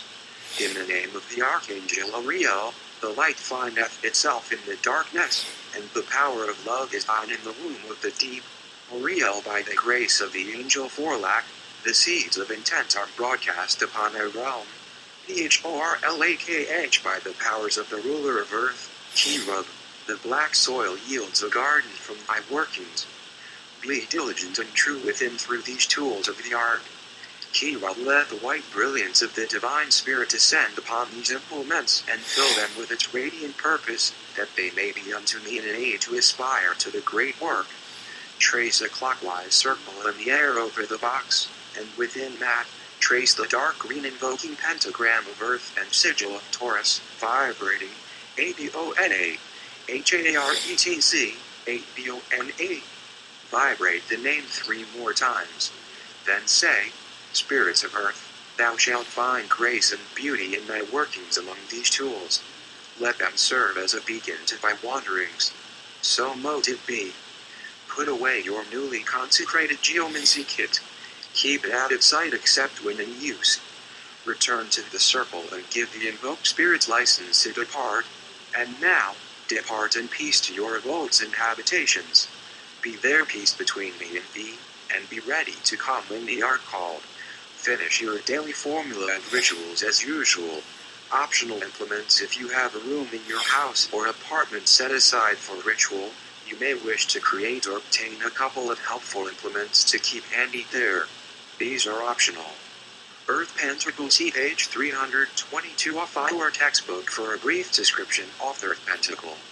Obtain a perfect disc of wood of proper dimensions. You should be able to hold it firmly in one hand between thumb and spread fingers, facing away from you. Experiment on paper before sketching and painting directly on your pentacle. Do not proceed to the actual disc until you are completely satisfied with the preliminary design. That darkly splendid World 123-124 Chapter 5. Refer to the table on the opposite page to get the following names that correspond to Earth, as well as their Hebrew spellings from right to left. Adonai Haaretz, Uriel, Forlak, Kirub, Phrat, Zaphman, and Eretz. Tumben to page 313 of our textbook. The sigil referred to or generated from the rose cross in the following manner. Place a sheet of tracing paper over the rose cross diagram. To generate the sigil for the name Adonai Haaretz, start by drawing a small circle over the first letter of the name where it appears on the rose of the cross. Then draw a line from that circle to the second letter. Continue by drawing a line from the end of that line to the third letter, and so on, until you reach the last letter, where you stop with a small perpendicular line. Proceeding in this way for the 2 words Adonai and Haaretz yields the following sigil. Generate sigil for the 6 other names. I have done only the first one for you, and when you are ready, sketch the names and sigil carefully with pencil around the border of the design on paper. Earth Pentacle God name, LL Archangel, Angel, Ruler, River of Paradise, Cardinal Point, Name of Element, Motto, JNEJ. Adonai Haaretz, Uriel, Forlak, Kira, Phrat, Zaphman, Eretz. As you work counterclockwise around the border, each name appears in Hebrew, from right to left, followed by its sigil and a Maltese cross plus it divided from the other names. You should plan out your design so that all 6 names, plus your motto, which could be in Latin or some other language, will fit perfectly all the way around the circular border without leaving any disproportionate gaps. Before sitting down each time to work on your actual pentacle, aspire to the highest and recite the prayer of the Earth Spirits, found at the end of the Zealtor ceremony in your textbook, pages 150-153. Coat the wooden disc with white primer.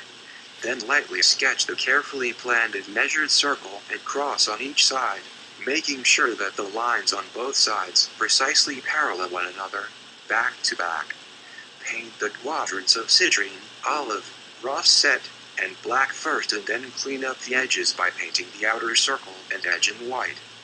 The colors of the quadrants are identical on either side, such that as you look at each side, olive is on the right and russet is on the left. Now carefully sketch your pre-measured hexagram on the face of the 4 quadrants as shown in a diagram on page 321 of your textbook. Paint the hexagram white in several coats until no trace of the colors beneath shows through. Sketch in pencil, with great care, the Hebrew names, the sigil, and your motto. Then go over them with black paint or ink. You can clean up any stray marks by touching up around the letters with white paint. Your pentacle should take the utmost of our concentration to make it as perfect as possible. That darkly splendid World 125-126 Chapter 5 coat your final work in clear acrylic spray to protect the paint. When it is in his head, recite the prayer of the earth spirits over your pentacle one more time before wrapping it up in black cloth and storing it for the future. Do not use the pentacle in ritual yet. No elemental weapon should appear in ritual without its 3 partners present. Construction of it in this grade is presented to augment your contact with the earth spirits. Dagger dagger is an easier to use version of the sword, which is ideal for banishing via the lesser banishing ritual of the pentagram and for threatening lesser spirits. A sword can be quite cumbersome to wield on a regular basis. Spend considerable time locating a dagger that is right for you. The only requirements are that it have a symmetrical blade and that it not be used for anything at this time but the lesser banishing ritual of the pentagram. Instead of pointing and drawing sigil with your index finger, use the tip of the blade instead. When the dagger is not in use, keep it sheathed in the west of the room or out of sight where no one will find it. Side altars. You may also wish to construct 4 small, identical side altars at this time, to be placed in each of the 4 quarters. You could obtain 4 bar stools or tiny tables such as telephone stands for this purpose. Make sure they are no taller than 36 inches. Obtain 4 candles of 1 different color each: yellow, east, blue, west, red, south, and black or green, north. Have these lit while you do your daily work. On or above the northern side altar, place the Enochian tablet of earth so that it faces the center of your ritual space. Zealtor checklist. Before you proceed to the next grade, review this checklist and make sure that all of the requirements are met. Oh, I have completed the Enochian tablet of earth. Oh, I have completed the body and Ashaya up together. Oh, I have been labeling the minor arcana tarot cards as they come up. Oh, I have completed the grounding exercises. Oh, I have consecrated the geomancy stones. Oh, I have performed 7 geomantic divinations. Oh, I have read the second knowledge lecture. Oh, I have read Introduction to the Elemental Grade Ceremonies. Oh, I have read a section on geomancy in my textbook. Oh, I have read one of required books on astrology. Oh, I have read Techniques of High Magic. Oh, I have read either Alchemical Psychology or the Alchemist's Handbook. Oh, I have read either Everyday Zen or Nothing Special. Oh, I have outlined the Zealtor ritual. Oh, I have completed the daily diary assignments. Oh, I have painted the Tree of Life in Ashaya. Oh, I have copied the symbolic drawing of the table of shewbread. Oh, I have copied the symbolic drawing of the 7-branch candlestick. Oh, I have drawn the Philfer cross. That darkly splendid World 127.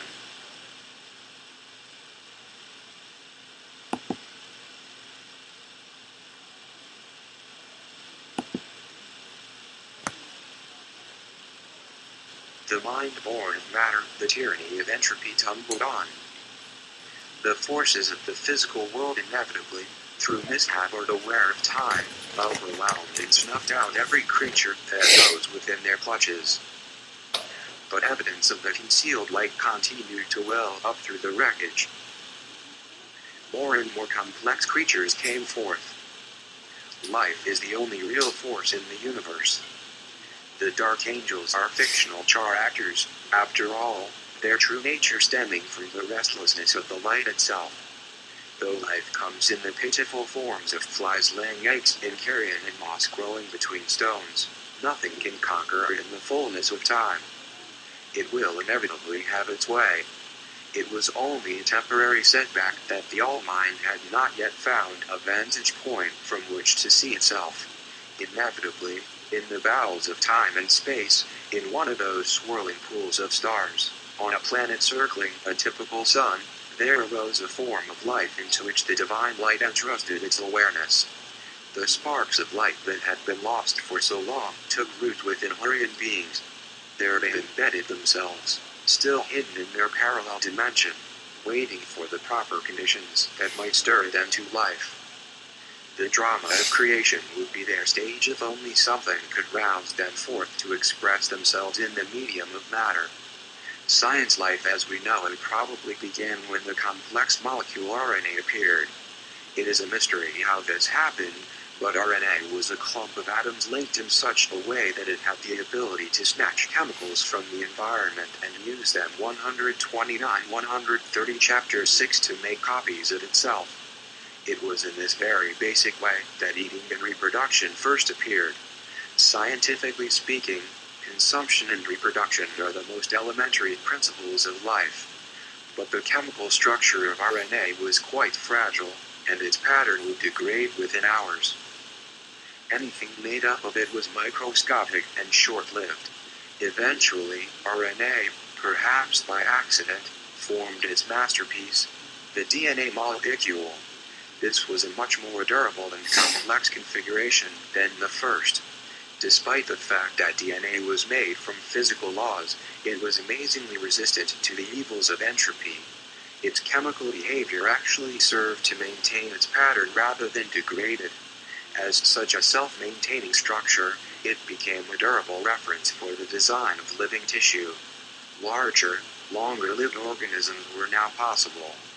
We humans are in fact constructed by the chemical interplay of DNA and RNA. It was an effective design.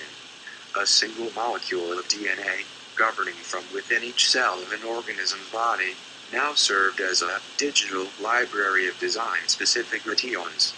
In a computer-like manner, its configuration dictated instructions for assimilating and building, which the surrounding RNA obeyed through chemical chain reactions.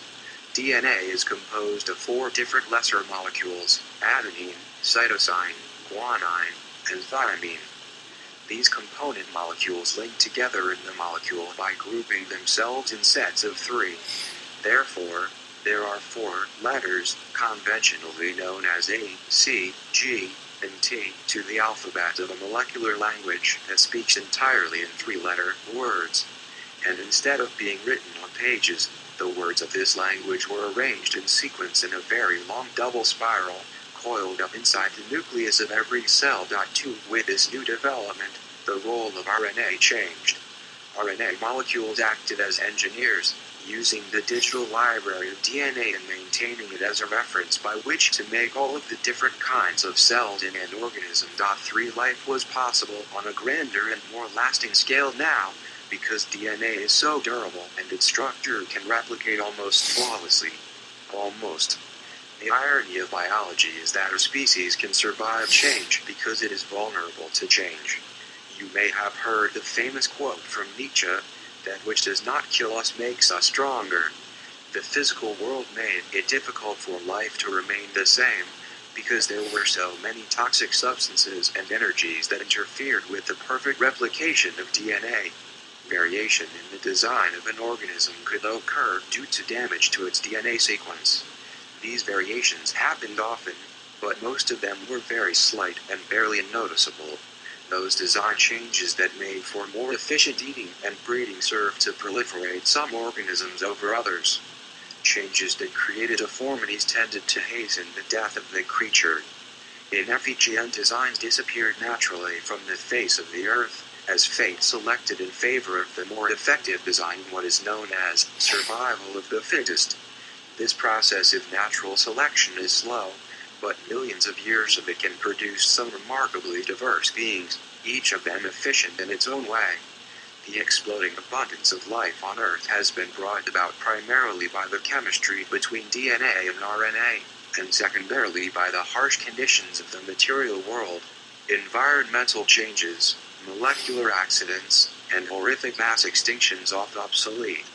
This is an important point, for it means that the mind-boggling genesis of humanity can be explained in terms of random chemical activity. We tend to think that a superintelligence or God is required to build such a machine. We tend to think that such beings as ourselves could not possibly have been thrown together by accident, and this is of course true if you assume that we simply appeared instantly from the mud bank of a river in Eden. But looking at life in terms of natural selection demonstrates that the random chance mechanics of the molecular world can web together a complex organism when they are given billions of years of trial and error to do so. This is possible because complexity, as we will see, often serves to proliferate a species.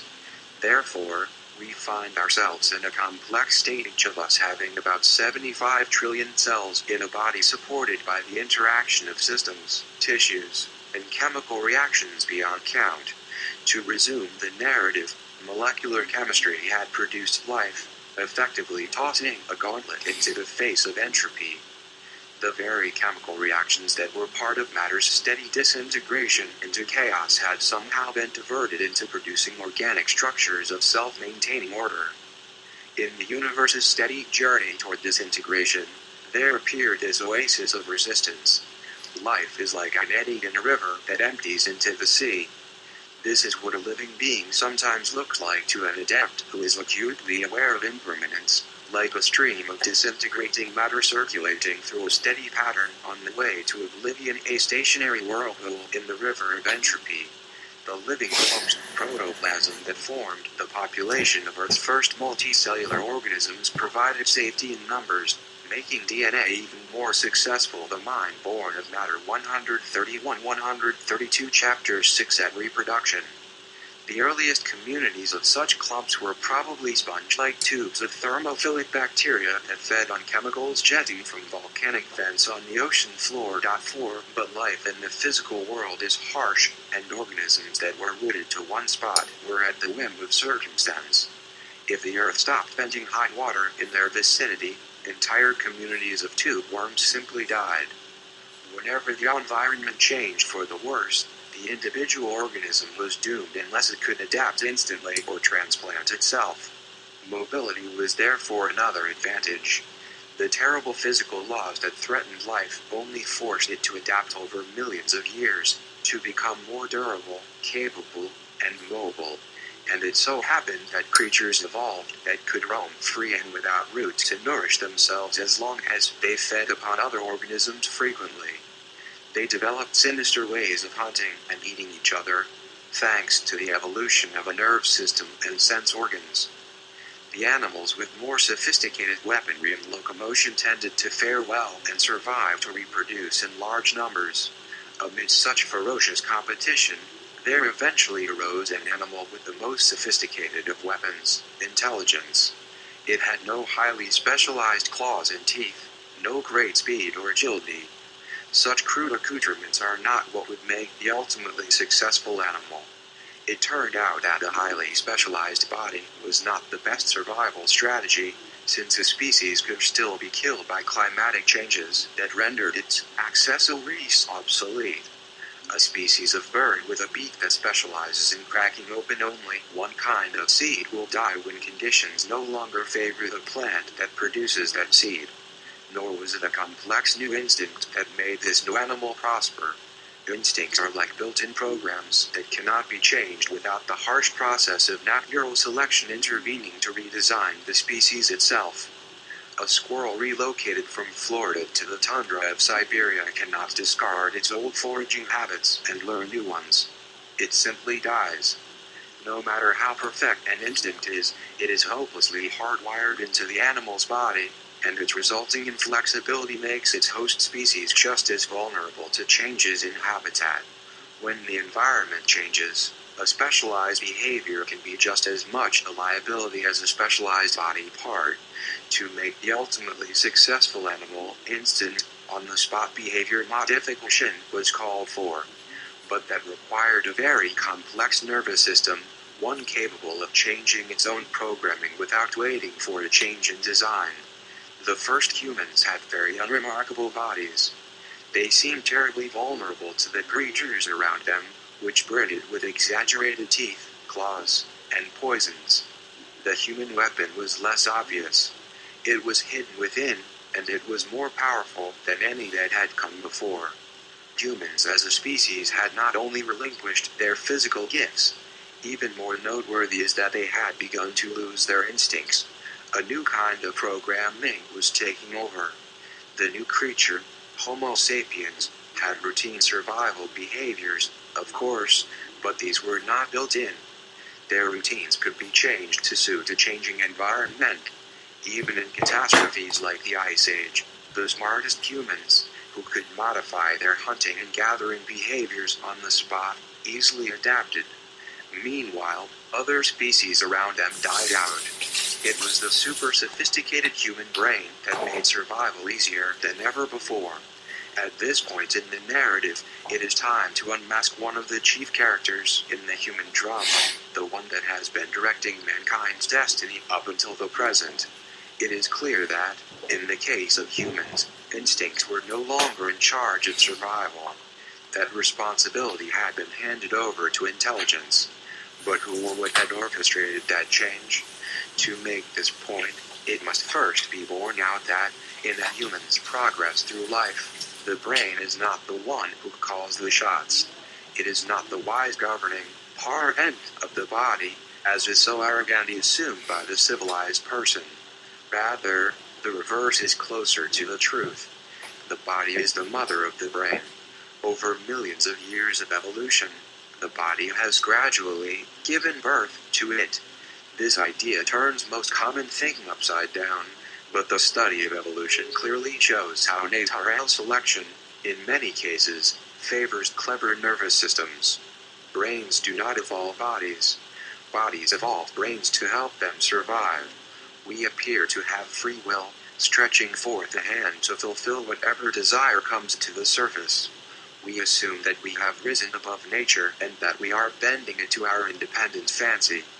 But what is a brain free to do? Free to obey any desire that nags it from within the body?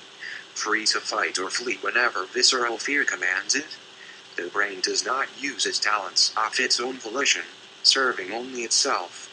Few people dare to pause and question who or what supplies the desire that gets us to stretch the mind born of matter. 133-134 Chapter 6 Forth the hand and pluck that apple. There is a much more fundamental principle governing a human being than that of his highly evolved nervous system. His self-proclaimed role as master of the world is actually a delusion that conceals, and not very well at that, the true governor of human progress. Fundamentally, we are each of us controlled by something else. Biologists identify the DNA pattern, the human genes, the molecular, computer chips of our cells, as the true directors of human affairs. What were you expecting me to say, God? The brain has been evolved to be an instrument in the service of its mother, the body. It makes sure that the genes within that body succeed in their singular purpose. It is like a subservient computer that coordinates the efforts of a large clump of living molecules. If it did not do as it were told, it would not have come this far. Yes, the mandate of eating and breeding that you and I constantly feel has been dictated not by the brain, not by ourselves, but by those molecules in the nuclei of our cells. The humbling truth is that the brain actually is dependent on them for its very existence, its structure, and most of its programming. It is only clever because cleverness is an asset to DNA, yielding success in the survival game. It exists because its gifts serve to proliferate the molecules of life. The sad truth is that humans are self-deluded pawns in the game of organic chemistry. The brain reminds me of the boss who proudly states, "I'm in charge," while his employees laugh in the background and continue to do the actual work. But this brutal realization is not the end of our biology story. It is not a defeat. Something bizarre has happened in the evolution of the human brain. It is clearly a more advanced organic computer than that of other animals. A significant amount of its programming is not set in stone. For example, compare a human to a wild bear. A wildebeest calf can walk within minutes of being born.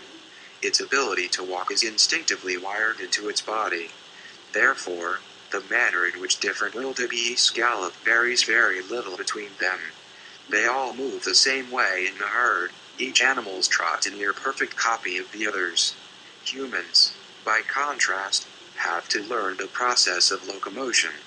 It takes months to learn how to walk, and each person's gait is distinctive because of the way that he develops it. From person to person, there are many differing subtleties. There are fundamental similarities, of course, but the human mind is capable of honing movements in such diverse ways that it produces a stupefying variety of mannerisms. From the delicate brush strokes of the artist, to the extreme dexterity of the jeweler, to the reality-bending feats of the kung fu master, humans train themselves to move in a diversity of ways that is light years beyond any other animal. This kind of learning makes for an entirely different kind of organism, one capable of tailoring its responses 1,000 times faster to any environment on the surface of the planet and beyond. A lizard cannot acquire a winter coat to help it survive in a colder climate. But a human makes such changes without having to die to make room for other humans who have the proper design variations. He can relocate and become a different person, adapting to a new climate with a wardrobe, earning his living in an entirely different way over a short span of time. He can wield a bizarre variety of weapons instead of waiting 100,000 years for his species to evolve them. He can build his own artificial environment and sit comfortably within it while life around him perishes at the whim of the weather. He can design and put on equipment that allows him to breathe underwater and in the depths of space. No other life form can claim such adaptability. Most significantly, the human brain is so flexible that its programming is beginning to slip free from the mandates of its genetic design. Eating and breeding are old motives, and they are, for a rare few individuals, beginning to take a backseat to new ones. They are falling into the background, yielding to concerns that seem to come from some other place besides the laws of matter. The routines and activities of our minds have indeed risen above nature. They have been cut off from the source, cast out of the garden, so to speak. In a very true sense, we have the potential to be more than animals. Because our brains have evolved to rely less on design and more on the ability to change their own programming, our survival routines can come from outside sources instead of from the trial and error drawing board of evolution. It is possible for you, a creature of matter, to liberate your thoughts and feelings from their million-year-old master. It is possible for you to be more than biochemistry, more than human, even. Consider the majority of humans around you and their obsession with survival. What appears to be a sophisticated taste in automobiles may actually be part of the attempt to gain status, something that helps one mammal survive and proliferate its genes over another's. The spirit of patriotism may be little more than a super-amplified territorial urge, a drive to protect one's own gene pool. Love between mates may, the mind born of matter 135-136 Chapter 6 exist primarily to assure a partnership that rears offspring. Brotherly love and charity serve the mandate of survival just as well. Feelings of altruism generate behavior that maintains the numbers of the species. Natural selection favors compassion as much as it does competition, and even the higher order learning of the university does little more than indoctrinate countless pawns into a system of thought that makes humans successful at survival. That these institutions remain sacred to us just indicates that we have not yet experienced something more. Culture itself has been the most significant development in our evolution. By means of the most advanced nervous system yet, there emerged into the world of matter a strange new knowledge base, a new source for our programming. It resonated and spoke to humans not from within their bodies, but from without, from the relationships they had between each other. Survival demanded of humans that they drop their instincts and obtain their new programming not from biological hardware but from cultural software.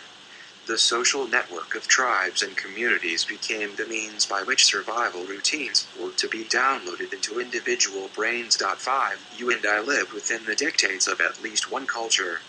The Western world, with its Judeo-Christian value system, is one of the most overbearing and successful systems of survival that the world has yet seen. It may become the dominant value system on the planet if it hasn't already. Consciously tapped, it becomes a potent and dangerous magical power source. The miracle of culture is made possible, of course, by language. If humans have any instinct at all, then ability to use abstract language is clearly the chief among them. 6. This new human organism was an incredible leap in evolution, but, alas, it was still just an animal. Language and culture do not an awakened mind make. Perhaps I should repeat that for emphasis, the accumulation of intelligence is not the same as spiritual awakening. One of the biggest mistakes that Westerners make is to assume that knowledge equals enlightenment. It doesn't matter how smart you are if you insist on remaining blind to the trappings of your own programming. There are so many examples of suffering intellectuals around us that I need not elaborate further. Intelligence, instead, is a mere tool that makes awakening possible if only we will grab hold of it and apply it to that purpose. Though survival can be regarded as important, spiritual awakening comes about when the biological motives take a backseat to new ones. There is a new way of life possible for each of us, if only we could rise above our genetically programmed imperatives. This is the secret human potential, hidden in plain sight, that appears to have come about by accident. A summary of its evolution goes something like this. 1. The harshness of physical laws made intelligence necessary for DNA's survival. 2. DNA generated that intelligence as a slave to ensure that survival. 3. Intelligence makes it possible to awaken motives that exist above survival. Eating and breeding may still be important, but it just might come to pass that there is more to explore than that. There are other worlds lying dormant within a human being. Intelligence may be the servant of biology, but it has the ability to transform that biology and to liberate a hidden treasure from within. Such an awakening has little to do with the molecule's peculiar talent for making copies of itself. But here we are now, on this earth, contemplating our own existence, wondering if there's more to life than food, bank accounts, and breast implants. A human being's intelligence can be manipulated in such a way as to produce a mysterious transformation. There are exercises that you can do to make this happen. As the old saying goes, knock, and it shall be opened to you. Clearly, in most of us this self-liberation has not happened yet. The possibility, nonetheless, is earth-shattering. The Watchers became jealous. They could sense that humankind's mercurial intelligence provided the potential for the awakening of the divine sparks within matter. The imprisoned light had been active all this time. Like fallen seeds, the sparks had taken root in this species. An individual human, because of evolution, had the potential to become conscious eyes and ears of the All-Mind within Kriyat Ion. The very resistance of the enemy was bringing the divine plan to fruition.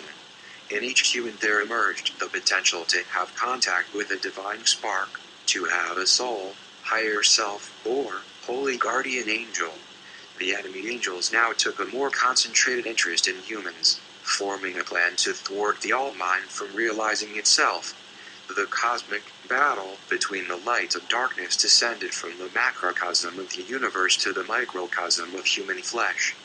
The mind born of matter 137-138 Chapter 6 The condition of evolving humanity, as I describe it so far, demonstrates mankind in the Garden of Eden.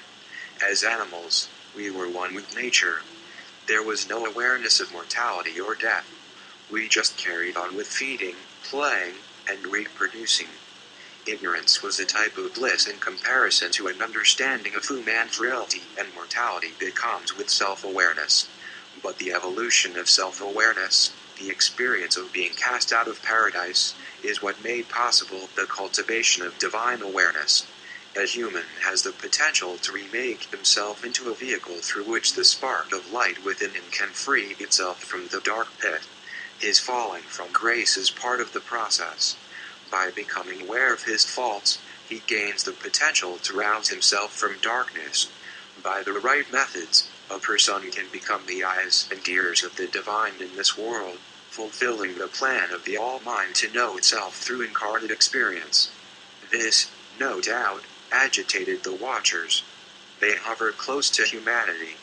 According to the mythology of the ancient Book of Enoch, they thwarted the divine will ingeniously by diversion and distraction.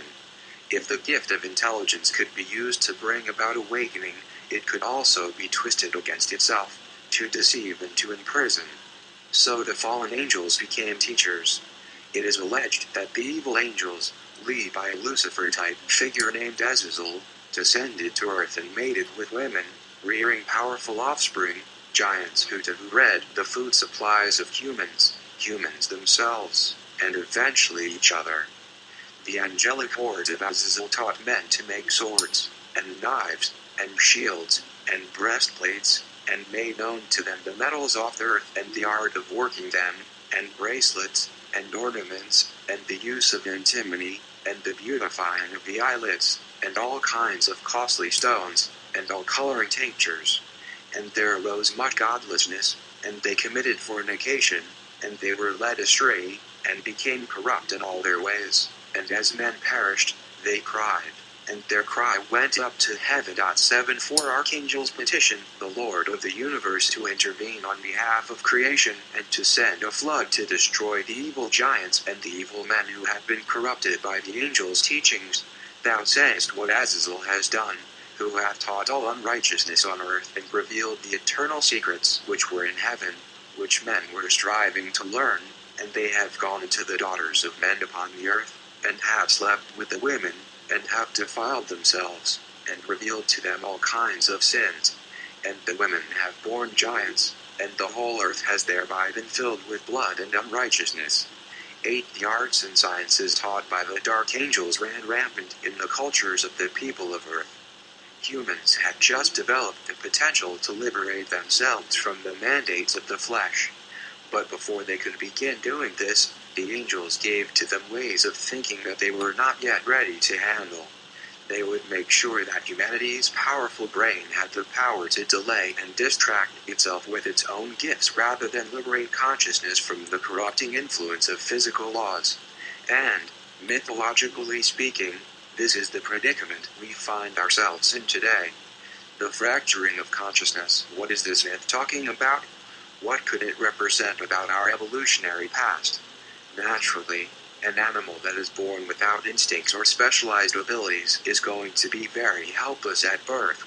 Its mind is a blank slate, its body defenseless. In addition, the culture into which the baby is born takes a long time to educate him into its peculiar survival routines. Babies were feeble, so the females who nursed them had a full-time job on their hands, protecting, teaching, clothing, and feeding.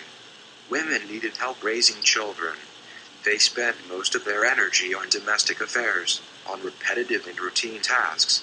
Constant vigilance was required of them to protect the young. Men, who cannot nurse young, did not have to stick around so much, so they began to help by specializing as hunters. Killing and bringing home meat became the man's role. Hunting excursions, marked by brief but intense periods of concentration, danger, and adrenaline, required of men that they develop the power to detach themselves from their feelings to focus on the kill. Men became increasingly specialized as killing machines. To this day, we still talk about the mind born of matter. 139-140 Chapter 6, Bringing Home the Bacon. This peculiar division in sex roles had a monumental impact on the species. 9 Here we come to the chief stumbling block thrown into the spiritual path of humanity. A severe split occurred in the human brain, mildly schizophrenic in nature. The right and left lobes of the human cerebrum are functionally different.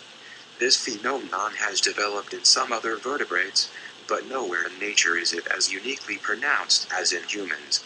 The development of specialized roles for the sexes, along with the simultaneous development of culture, caused a split to occur between humans and nature, particularly between men and nature. To illustrate this, I must first disclose what modern research says about each hemisphere of the cerebral cortex. The right hemisphere clearly resembles the older version of humanity's brain. It is largely unconscious, holistic, and image-oriented. It is plugged directly into a Garden of Eden-like consciousness. The right brain is one with nature, with no separation and no self-awareness. Feelings and instincts are immediately accessible to it. Time does not exist for it. Being image-oriented, the right brain knows very little about language, because language is sequential and time-based. The realm of the artist, the right brain speaks and learns by images, and these images have a direct impact on our deepest biological processes. 10. Many animals move about in a right-brained manner, with no self-awareness, no shame, and no worry, truly in the Garden of Eden. This kind of consciousness I will refer to as immanent in nature, that is, existing within nature, unified with it. In regard to the right brain, recall for yourself briefly the role of the nefesh in the Kabbalistic schematic of the soul. The left brain behaves differently. It acts as though it were disconnected from the world. It is an accessory to and an outgrowth of the right brain. It is, as it were, once removed from biology. In the womb, the left brain begins to develop after the right. LL qualities of the left brain involve self-awareness, the ability to think in ways that are divorced from the world abstractions, analysis, duality, language, and mathematics. It thinks grammatically, sequentially, and categorically, cut off from the holistic, timeless realm that lies at the heart of nature. The left brain's type of awareness is essential for making decisions and comparisons. It is divorced from most of the emotions, which allows it to act in a cold and calculated manner. It seems to have developed when humans began speaking grammatically, such that sequential cause and effect thinking began to be the keystone to the survival of the species. The consciousness of the left brain I will refer to as transcendent, as having risen above nature, for it truly sees itself in this light. Recall for yourself here the Ruach and its role in the Kabbalistic soul. Males specialized in left-brained, transcendent consciousness. To kill in the hunt, they required cold, calculated attachment. Killing made men. Bringing home meat gave them elevated status at home and brought them the sexual favors of the women. Their lives were cut off from the day-to-day minutiae of domestic life. Constant vigilance over little details is not a trait for which men are known. Husbands are notoriously absent-minded babysitters. Curiously, females retained a stronger affinity for the right brain than males did. They stayed at home doing repetitive tasks. Vigilance was required to keep children safe. Therefore, women were constantly tuned into their surroundings as opposed to living for the short spurts of heightened concentration. Their retention of this connection to the earth made them sacred to men. The first spiritual traditions that surfaced involved the worship of the goddess, the womb of nature itself, to which women were closer, because their brand of consciousness was immanent in nature. Just as the characteristically masculine left hemisphere of the brain is a specialized function that rises above the right, so did men rise above women in status. But in the earliest days, the power of the feminine was still acknowledged as superior to the masculine, even as it took a beat sign or short prayer in the vanishing earth itself was a group.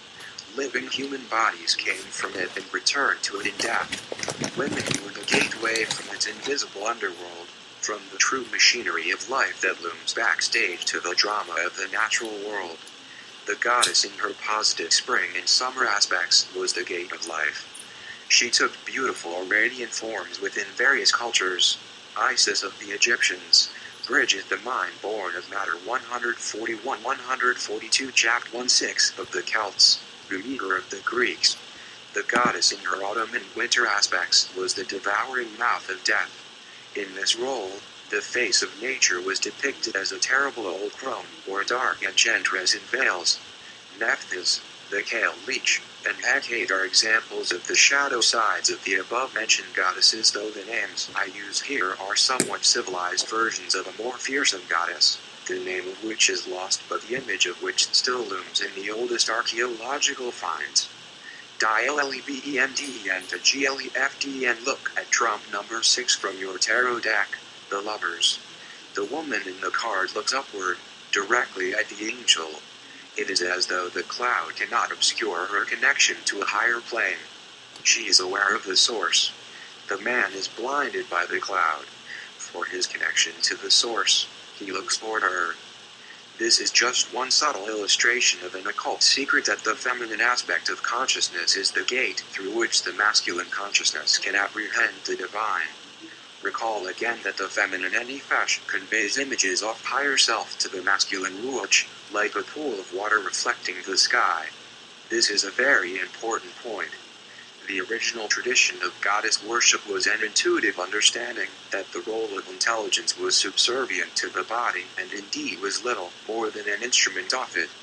The stuff of biology was regarded as the face of the goddess, the dark earth mother with her mysterious powers of life and death that dwell within the obscurity of matter.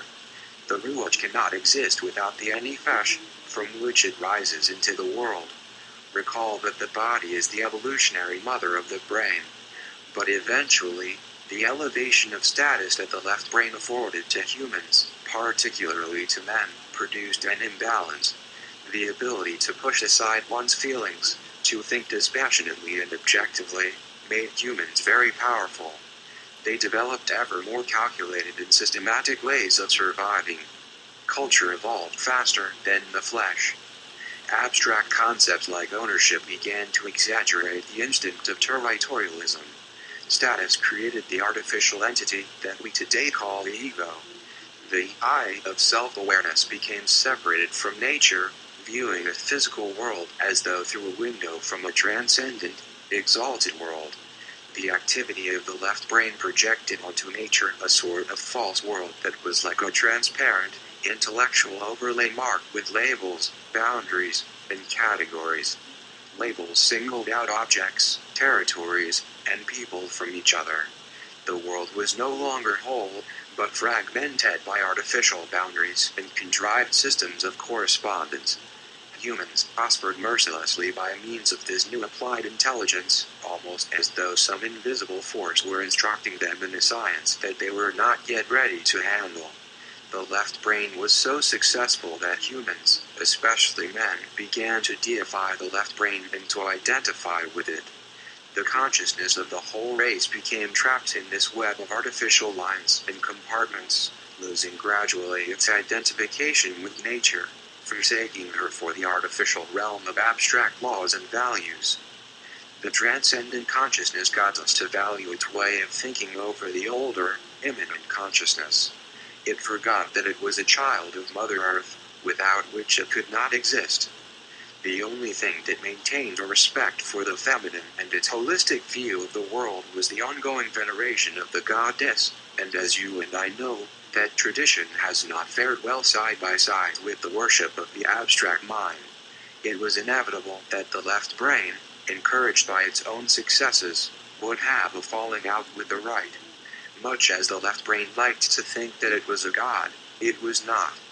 Its transcendence is an illusion.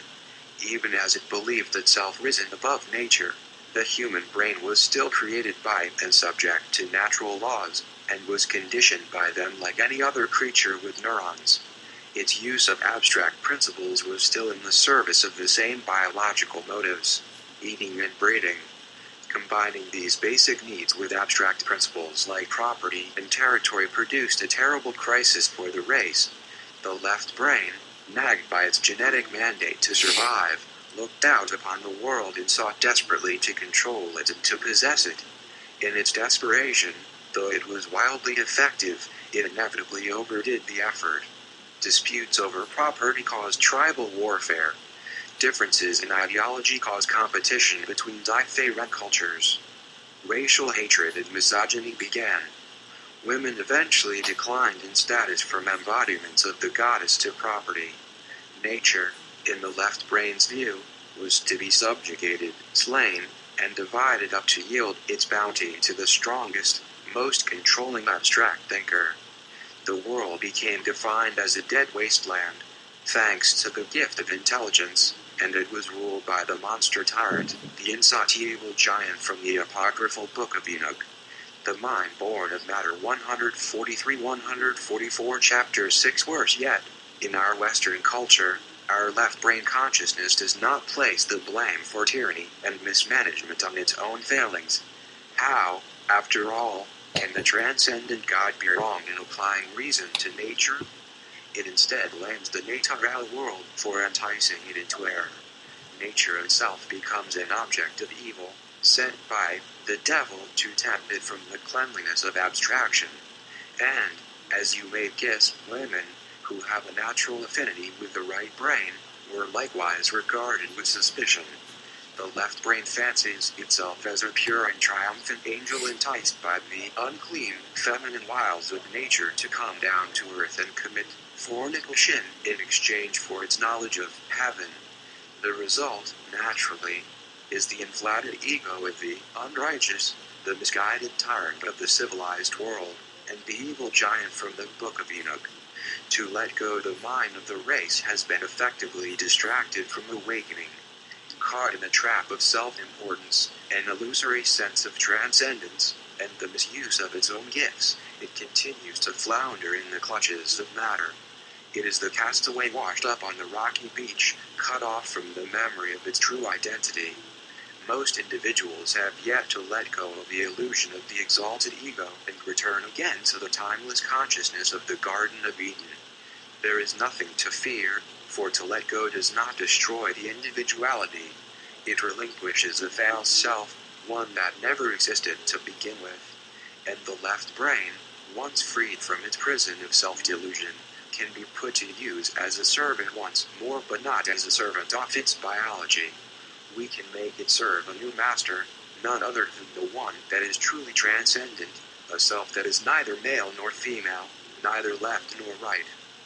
The left brain can be diverted from the service of survival to the service of spiritual transformation. This is supposedly your goal as a student of the magic of transformation. The grade of Theoricus having firmly established his bearings in the physical realm, the aspirant begins work with the energies of the next Sapphira, Esad. For the purposes of the grade system, the Sapphira corresponds to the element of air. Air corresponds to the ether, the subtle medium of the imagination, psychic phenomena, and psychology. It is a tricky substance. The astral world is where the ego resides. The false sense of transcendence that currently plagues humanity is to be found there. The student, as he performs the invocations of air, will likely begin to experience the reality of realms above and beyond the physical. The initial impression may be one of elation and wonder, but it must be kept in mind that just because he is experiencing subtle forces does not mean that they are beneficial to his progress. Prudence is a hermetic virtue. The so-called ether, or astral light, is the substance of which one's body and environment are made in dream states. It has two aspects, or rather it conveys to the perceiver two different kinds of phenomena. Esad, on the tree of life, can be viewed as a mirror, reflecting light from and thereby conveying images of Sephiroth above and Sephiroth below. The astral light is like that, peopled with all kinds of images of beings that exist not necessarily in that realm. Some of them are reflected from the higher world of creation, Bria, where archangels and similar beneficial powers are said to exist. Some of the images are reflected from the lower realm of Ashaya, the physical world. The very objects that you see around you now are only perceivable thanks to the sensations, images, feelings, and categories that you assign to them within the false world of our perceptions, the medium of the astral plane. What they are actually like is not possible for the ordinary mind to grasp. Additionally, much of the personality of a person, namely its complexes and behavior patterns, is built out of images that have been assembled in the ether of his subtle body, images that have been reflected and assimilated from the material world. Needless to say, the crude nature of the material plane causes all kinds of problems for us when we unconsciously model our psychic constitution on the imagery that the world conveys to us through our physical senses. The task of the student in the outer order is to take apart these images and complexes and to reassemble them in such a way that his subtle body becomes a better mirror of forces in the higher realms of Bria and Ensilith. Ritual, done well over time, does that. It would appear that the astral light also conveys images, and thereby influences, from realms below Ashaya, namely from the Glibith the broken, unbalanced forces, or demons. There is a reality to the myth of the so-called fallen angels, but there is no story that can adequately convey what their true nature may be. You may experience their influence vaguely in the grade of Theurgus.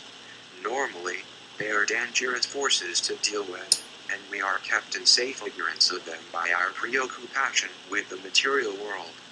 As you grow spiritually, it may become apparent that the mind born of matter 145-146 chapter 6, these forces began to exert an influence and tried to pull you off course. As one rises higher, the danger of losing balance and falling becomes greater. The discipline you established in Neophyte and Zealtor, done steadfastly, should guard against the temptation to chase after sparkling images and fleeting pleasures, but let this serve as a little warning. The grade of Theurgus is therefore known for its glamour and drama. The student will be tempted by new and unfamiliar imagery. He may even discover an ability to control his subtle body energy and use it to affect others. Many students' development gets stuck here as they are lured into the world of psychic powers and clairvoyance. These can be fascinating and beneficial tools when they are put to use in the service of great work. The question of whether one is still on one's path when one is using them should ever be kept in mind. The rule of thumb for you in the outer order grades is that you note any unusual occurrences in your journal and simply keep going with the curriculum. Notice and keep going. Notice and keep going. One of the unfortunate downfalls of the Golden Dawn system and simultaneously one of its great treasures is its focus on magic. Even though magic is what draws most people to its teachings, and even though magic is a fascinating subject, the human preoccupation with drama and personal power are at the root of the system's failure to transform some people into authentic magicians. The gifts of the mind can be used to liberate the mind, yes, but they can just as easily keep it ensnared. Lust for results and status easily lure one off the path.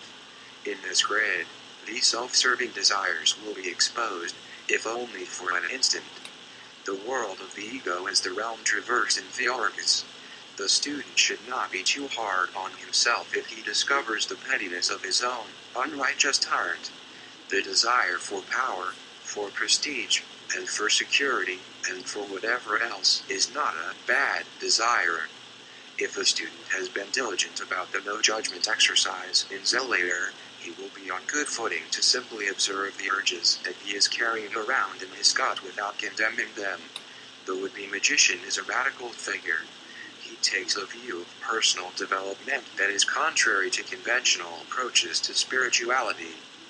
Most spiritual traditions are contemptuous and judgmental toward mankind's animal nature.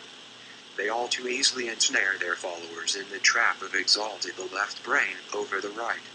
But the student of magic regards the impulses that humans have in their animal aspect as inherently okay and pure in themselves. Greed, anger, hatred, jealousy, affection, indifference, lust, desire, fear, all these things are to be accepted and experienced without denial or repression, so that they can be transformed by the power of attention into their useful aspects. They are the aspects of the dark goddess, which at first sight appear demonic. But our perceptions are flawed because of our entrenched, left-brain deification of the masculine. The dark goddess, Nephthys, and the goddess of light, Isis, are actually one and the same. For instance, lust can actually be experienced as aspiration, hatred as desire for justice, and so on. These animal impulses do not serve the average human very well, unless they are made to serve as vehicles toward higher consciousness. They are the steeds that hold the chariot of the magician, whereas the words and movements of ritual form the vehicle itself. As beasts, they must be broken and trained. They certainly must not be denied or starved of acceptance and love. As Aleister Crowley writes, love is the law, love under will. 12 air is the mediator between fire and water. It is said to have the qualities of both warmth and moisture. It therefore corresponds ritually to the atmosphere that fills the universe, the ether, or astral plane. In Lurianic Kabbalah, when God created the universe by opening a chasm within himself, his presence still filled that chasm, though it was hidden. It still permeated that very pit into which the sparks fell, much as the scent of a rose still lingers after it has been withdrawn from me. Room. 13. The separation of the singular essence of God into the elements of fire and water was accomplished by filling the expanse between them with air. The universe in the myth of the fall, then, is like a vortex of fire and water, the two elements mingling, harmonizing, and battling. The pattern of interaction between them makes up elemental air. The astrological sign used to represent air is Aquarius, which symbolizes the two forces in their dynamic interplay. The resonance between makes consciousness possible, and therefore the grade of air is also the grade of the mind. The mind born of matter. 147-148 Chapter 6. Yet Sarah, consider that you are making a new kind of culture for yourself. Certainly it is important to participate in the culture in which you were raised. It is there to keep you alive, after all. But the magician participates in at least two cultures, the one that reared him as a human, and the secret one he uses to become more than human. The Kabbalistic grade system of the Golden Dawn is one such second culture, a radical inner way of seeing used by the magician. From it he downloads the routines that bring about spiritual evolution. It is possible to recreate yourself in the image of the higher worlds, but you must embark on a discipline that transforms your nefesh into a mirror capable of reflecting that light. It is said in Hebrew mythology that God created man in his own image. Consider the diagram to the left. It shows the tree of life and its xylith reflected in the waters of Bria. In an abstract sense, this shows the face of God as it hovered over the waters in Genesis. The world of Absolute is a state of being within you that is in perfect unity with God, and it is not directly presentable to the mortal mind. But I use here the symbol of the tree of life in an imperfect attempt to represent the divine countenance. The waters of Bria, the darkness of the abyss, the womb of the god Dess reflect forth into the lower worlds that countenance. Now, thanks to the fallen angels, the waters of creation have become disturbed. This results in the image of the Creator becoming shattered. The confused jumble of images that results in the relationships that exist between those images compose the world of Yetzirah, the so-called astral plane. The all-mind may be whole, complete, and untrue-bled, but its image within its creation could use some adjustment. In the subtle astral light, one can assemble the images in such a way as to approach an image of the all-mind. The great work of the magician is none other than the task of using systems of magical correspondence to piece together the broken image of the divine. The discipline of the Golden Dawn, properly utilized, restructures the student's interior mental and emotional worlds such that they serve to fulfill the plan of Kriyat Ayin. As you can see in the numbers on the diagram, the Sephiroth in the upper tree are numbered according to Kabbalistic cosmology. This you have learned through your study in the previous two grades. The Sephiroth in the reflection of the tree show the numbers of the grades. This diagram gives two important lessons. First, no matter how perfect the Sephiroth are in your imagination, they are only a fleeting reflection of the real thing. Human accomplishments amount to nothing but pale reflections of the ineffable glory. The ego, though it be honed and polished into a reflector of divine light, can never touch upon the nature of that light, no more than your reflection in the mirror can shake hands with you. The two are phenomena from entirely different orders of existence. LA.LLLNA second, it shows that as one rises through the grades, LA, Loon 1 is actually proceeding nowhere at all. In the diagram, as one moves from grade 1, Zealtor, to grade 2, Theoricles, one is actually moving downward into the depths of illusion, further away from the divine. One branches out into the world, growing like a tree away from its roots in the earth. For the typical Westerner, stuck in the trap of deifying his own abstract mind, it seems that he is evolving upward toward Kether, the source of creation. He is in fact not rising toward the source, but only in an image of it reflected within the depths of his mind. Like the evolving crayfish in the 18th trump card, he proceeds not toward the light of the sun, but toward the moon, the reflected light. XVIIITHTMOONA Luna, but this is as it should be. In the process of growth, your internal tree of life becomes more complete, and you become a more fully embodied reflection of the divine. In esoteric doctrine, the purpose of evolution is the great work, and this is why the tarot card shows a lowly form of life leaving the water to proceed on the journey away from its primeval home. The numerical equations ascribed to the grades 1 equals 10, 2 equals 9, and so on are an attempt to demonstrate this idea of reflected reality. By the rules of mathematics, the mind born of matter 149-150 chapter 6 2 equals 9 is a false statement, a lie. Yet we act as though our experiences in grade 2 are one and the same as Sapphire 9. We hold to this illusion as though it were true, because growing our reflected tree within makes us more perfect expressions of the light. When all of the grades are complete, what have we gained but the fabrication of a beautiful mirage? The unity with the divine is nowhere to be found in the reflected images of the mind. Trying to perfect the image of the all-mind within makes it crystal clear that there is nothing to be gained. There was never a battle to be won. There was no liberation necessary, only an expression within the medium of life of that perfect freedom that already exists. The shocking truth is that you are not your mind. You are not the image that is reflected in the waters, though somehow we have all, like Narcissus, gotten caught up in the idea that we are. Let it go, if you can, and be the enlightened being you have always been. This is why it is said in the Buddhist tradition that mankind is already enlightened. He has just, through the peculiar root of his evolution, lost the ability to see it. The paradox is simple. Completing the illusion of life will restore one's vision of the truth. From the viewpoint of the adept, to use the mind in any other way is an exercise in futility. The observer the exercises of Theoricus will direct the attention to the mental realm. Thoughts, habits, beliefs, and automatic reactions fall under the influence of your daily work. You should now turn the attention of your observer to your thoughts, especially the habitual ones that rise up and govern without your consent. The ritual work in Theoricus sometimes has a tendency to make you space out or daydream. It may be difficult to keep the observer going. This is normal. Do not be too hard on yourself if you notice a temporary inability to concentrate. Your folksy youth will return, and as with all things in discipline, it will be stronger than before.